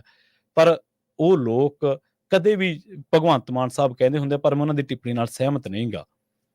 ਉਹ ਕਹਿੰਦੇ ਹੁੰਦੇ ਆ ਕਿ ਜੇਕਰ ਸ਼ਹੀਦਾਂ ਨੂੰ ਪਤਾ ਹੁੰਦਾ ਕਿ ਆ ਜਿਹੜੇ ਜਦੋਂ ਉਹ ਆਪੋਜੀਸ਼ਨ ਦੇ ਵਿੱਚ ਸੀਗੇ, ਕਿ ਜੇਕਰ ਸ਼ਹੀਦਾਂ ਨੂੰ ਪਤਾ ਹੁੰਦਾ ਕਿ ਸਾਡੇ ਜਾਣ ਬਾਅਦ ਦੇਸ਼ ਦਾ ਆਹ ਹਾਲ ਹੋਊਗਾ ਤੇ ਉਹ ਕਦੇ ਨਾ ਸ਼ਹਾਦਤ ਦਿੰਦੇ। ਮੈਂ ਕਹਿਣਾ ਉਹਨਾਂ ਦੀ ਇਹ ਗੱਲ ਗਲਤ ਆ, ਸਾਨੂੰ ਇਹ ਗੱਲ ਰੱਦ ਕਰਨੀ ਚਾਹੀਦੀ ਹੈ ਕਿਉਂਕਿ ਸ਼ਹੀਦਾਂ ਨੇ ਕਦੇ ਵੀ ਇਹ ਸੋਚ ਕੇ ਕਿ ਆਹ ਹੋਊਗਾ ਉਹਨਾਂ ਨੇ ਸ਼ਹਾਦਤ ਨਹੀਂ ਦਿੱਤੀ। ਫਿਊਚਰ ਪ੍ਰੈਡਿਕਟ ਕਰਕੇ ਉਹਨਾਂ ਨੇ ਸ਼ਹਾਦਤ ਨਹੀਂ ਦਿੱਤੀ। ਉਹਨਾਂ ਨੇ ਜ਼ੁਲਮ ਨੂੰ ਠੱਲ ਪਾਉਣ ਦੇ ਲਈ ਸ਼ਹਾਦਤ ਦਿੱਤੀ। ਉਹਨਾਂ ਨੂੰ ਨਹੀਂ ਸੀ ਪਤਾ ਕਿ ਅਗਲੇ ਘੰਟੇ ਕੀ ਹੋ ਜਾਣਾ, ਪਰ ਉਹਨਾਂ ਨੂੰ ਇਹ ਸੀਗਾ ਕਿ ਸਾਡੀ ਕੁਰਬਾਨੀ ਦਿੱਤਿਆਂ, ਸਾਡੀ ਜਾਨ ਦਿੱਤਿਆਂ ਬਿਨਾਂ ਇਹ ਕੰਮ ਹੋਣੇ ਨਹੀਂ ਗੇ। ਸੋ ਉਹਨਾਂ ਨੇ ਆਪਣਾ ਆਪ ਵਾਰਿਆ। ਚਾਹੇ ਉਹ ਖਰੜਾ ਸਾਹਿਬ ਦੀ ਗੱਲ ਕਰ ਲਓ, ਚਾਹੇ ਉਹ ਕਿਸੇ ਪਿਛਲੇ ਸ਼ਹੀਦਾਂ ਦੀ ਗੱਲ ਕਰ ਲਓ, ਚਾਹੇ ਉਹ ਕਰਤਾਰ ਸਿੰਘ ਸਰਾਭਾ ਦੀ ਗੱਲ ਕਰ ਲਓ, ਚਾਹੇ ਉਹ ਗਦਰੀ ਬਾਬਿਆਂ ਦੀ ਗੱਲ ਕਰ ਲਓ, ਚਾਹੇ ਭਗਤ ਸਿੰਘ ਦੀ ਗੱਲ ਕਰ ਲਓ, ਕਿਸੇ ਦੀ ਵੀ ਗੱਲ ਕਰ ਲਓ। ਉਹਨਾਂ ਨੇ ਇਹ ਨਹੀਂ ਸੋਚਿਆ ਕਿ ਸਾਡੇ ਜਾਣ ਬਾਅਦ ਮਿੰਟ ਬਾਅਦ ਕੀ ਹੋਊਗਾ, ਨਾ ਨਾ। ਔਰ ਜੇਕਰ ਅਸੀਂ ਸੋਚਦੇ ਹਾਂ ਦੁਨਿਆਵੀ ਤੌਰ ਤੇ ਕਿ ਇਹ ਸਾਲ ਨੂੰ ਆਹ ਕਰ ਲਾਂਗੇ, 100 ਸਾਲ ਨੂੰ ਆਹ ਕਰ ਲਾਂਗੇ, 50 ਸਾਲਾਂ ਨੂੰ ਐਂ ਹੋ ਜੂ, ਸਾਡੀ ਫਲਾਂ ਪੁਸ਼ਤ ਇੰਨੇ ਕਿੱਲਿਆਂ ਦੀ ਮਾਲਕ ਹੋ, ਐਂ ਹੋ, ਉੱਥੇ ਤਾਂ ਫਿਰ ਸੰਘਰਸ਼ ਲੜਨੇ ਬਹੁਤ ਔਖੇ ਆ ਨਾ, ਜਦੋਂ ਉਹ ਲਾਈਨ ਆ ਜਾਂਦੀ ਹੈ। ਬਾਟਮ ਲਾਈਨ ਤਾਂ ਕੀ ਹੈ? ਬਾਟਮ ਲਾਈਨ ਤਾਂ ਇਹੀ ਹੈ ਕਿ ਅਸੀਂ ਆਪਣਾ ਆਪ ਕਿਵੇਂ ਤਿਆਰ ਕਰੀਏ, ਤਿਆਗੀਏ, ਵਾਰੀਏ, ਕੁਰਬਾਨ ਕਰੀਏ, ਤਾਂ ਜੋ ਸਾਡੀਆਂ ਨਸਲਾਂ ਆਜ਼ਾਦ ਹੋ ਸਕਣ। ਔਰ ਇਹ ਗੱਲ ਸੱਚ ਹੈ, ਕਿਸੇ ਫਿਲਾਸਫਰ ਨੇ ਕਹੀ ਹੈ ਕਿ ਜਦੋਂ ਕੋਈ ਬੰਦਾ ਕਿਸੇ ਥਾਂ ਤੇ ਹੋ ਰਹੇ ਜ਼ੁਲਮ ਦੇ ਵਿਰੁੱਧ ਬੋਲਦਾ ਤਾਂ ਉਹ ਮਨੁੱਖਤਾ ਦੇ ਸਨਮਾਨ ਨੂੰ ਬਰਕਰਾਰ ਰੱਖਦਾ ਹੈ। ਅਸੀਂ ਬੰਗਲਾਦੇਸ਼ ਦੀ ਗੱਲ ਕਰੀਏ ਜਾਂ ਰੋਹਿੰਗਾ ਸ਼ਰਨਾਰਥੀਆਂ ਦੀ ਗੱਲ ਕਰੀਏ, ਉਇਗਰ ਮੁਸਲਮਾਨਾਂ ਦੀ ਗੱਲ ਕਰੀਏ, ਸਿੱਖਾਂ ਦੀ ਗੱਲ ਕਰੀਏ, ਦਲਿਤਾਂ ਦੀ ਗੱਲ ਕਰੀਏ, ਯੱਦੀ ਭਾਈਚਾਰੇ ਦੀ ਗੱਲ ਕਰੀਏ, ਫਿਲਸਤੀਨ ਦੀ ਗੱਲ ਕਰੀਏ ਜਾਂ ਯੂਕਰੇਨ ਦੀ ਗੱਲ ਕਰੀਏ, ਕਿਸੇ ਦੀ ਵੀ ਗੱਲ ਅਸੀਂ ਕਰਦੇ ਹਾਂ, ਜ਼ੁਲਮ ਦੀ ਗੱਲ ਕਰਦੇ ਹਾਂ, ਤਾਂ ਅਸੀਂ ਉਦੋਂ ਮਨੁੱਖਤਾ ਦੇ ਸਨਮਾਨ ਨੂੰ ਬਰਕਰਾਰ ਰੱਖਦੇ ਹਾਂ। ਉਹਦੀ ਤਾਂ ਗੱਲ ਕਰ ਹੀ ਰਹੇ ਹਾਂ। ਸੋ ਪ੍ਰੋਗਰਾਮ ਖਬਰ ਤੇ ਨਜ਼ਰ ਨੂੰ ਆਪਾਂ ਇੱਥੇ ਸਮਾਪਤ ਕਰਾਂਗੇ। ਕਾਲੀਆਂ ਦੇ ਵਿੱਚ ਸਰਟੀਫਿਕੇਟ ਦੇਣ ਨਾਲੋਂ ਆਪਾਂ ਬਚ ਗਏ। ਆਪਾਂ ਪਹਿਲਾਂ ਹੀ ਬਹੁਤ ਵੰਡੇ ਹੋਏ ਹਾਂ, ਵੱਖ-ਵੱਖ ਵਿਚਾਰਧਾਰਾਵਾਂ ਦੇ ਵਿੱਚ, ਵੱਖ-ਵੱਖ ਚੀਜ਼ਾਂ ਦੇ ਵਿੱਚ। ਆਪਾਂ ਇਕੱਠੇ ਹੋ ਕੇ ਜੇਕਰ ਕੁਝ ਬਿਹਤਰ ਕਰਨਾ ਚਾਹੁੰਦੇ ਹਾਂ, ਜੇਕਰ ਅਸੀਂ ਚਾਹੁੰਦੇ ਹਾਂ ਕਿ ਸਾਨੂੰ ਯਾਦ ਕਿਵੇਂ ਕੀਤਾ ਜਾਵੇ, ਤੇ ਇਹਦੇ ਲਈ ਸਾਨੂੰ ਕੋਈ ਸਾਰਥਕ ਕਦਮ ਜ਼ਰੂਰ ਚੁੱਕਣੇ ਪੈਣਗੇ। ਬਹੁਤ-ਬਹੁਤ ਧੰਨਵਾਦ। ਸਤਿ ਸ਼੍ਰੀ ਅਕਾਲ।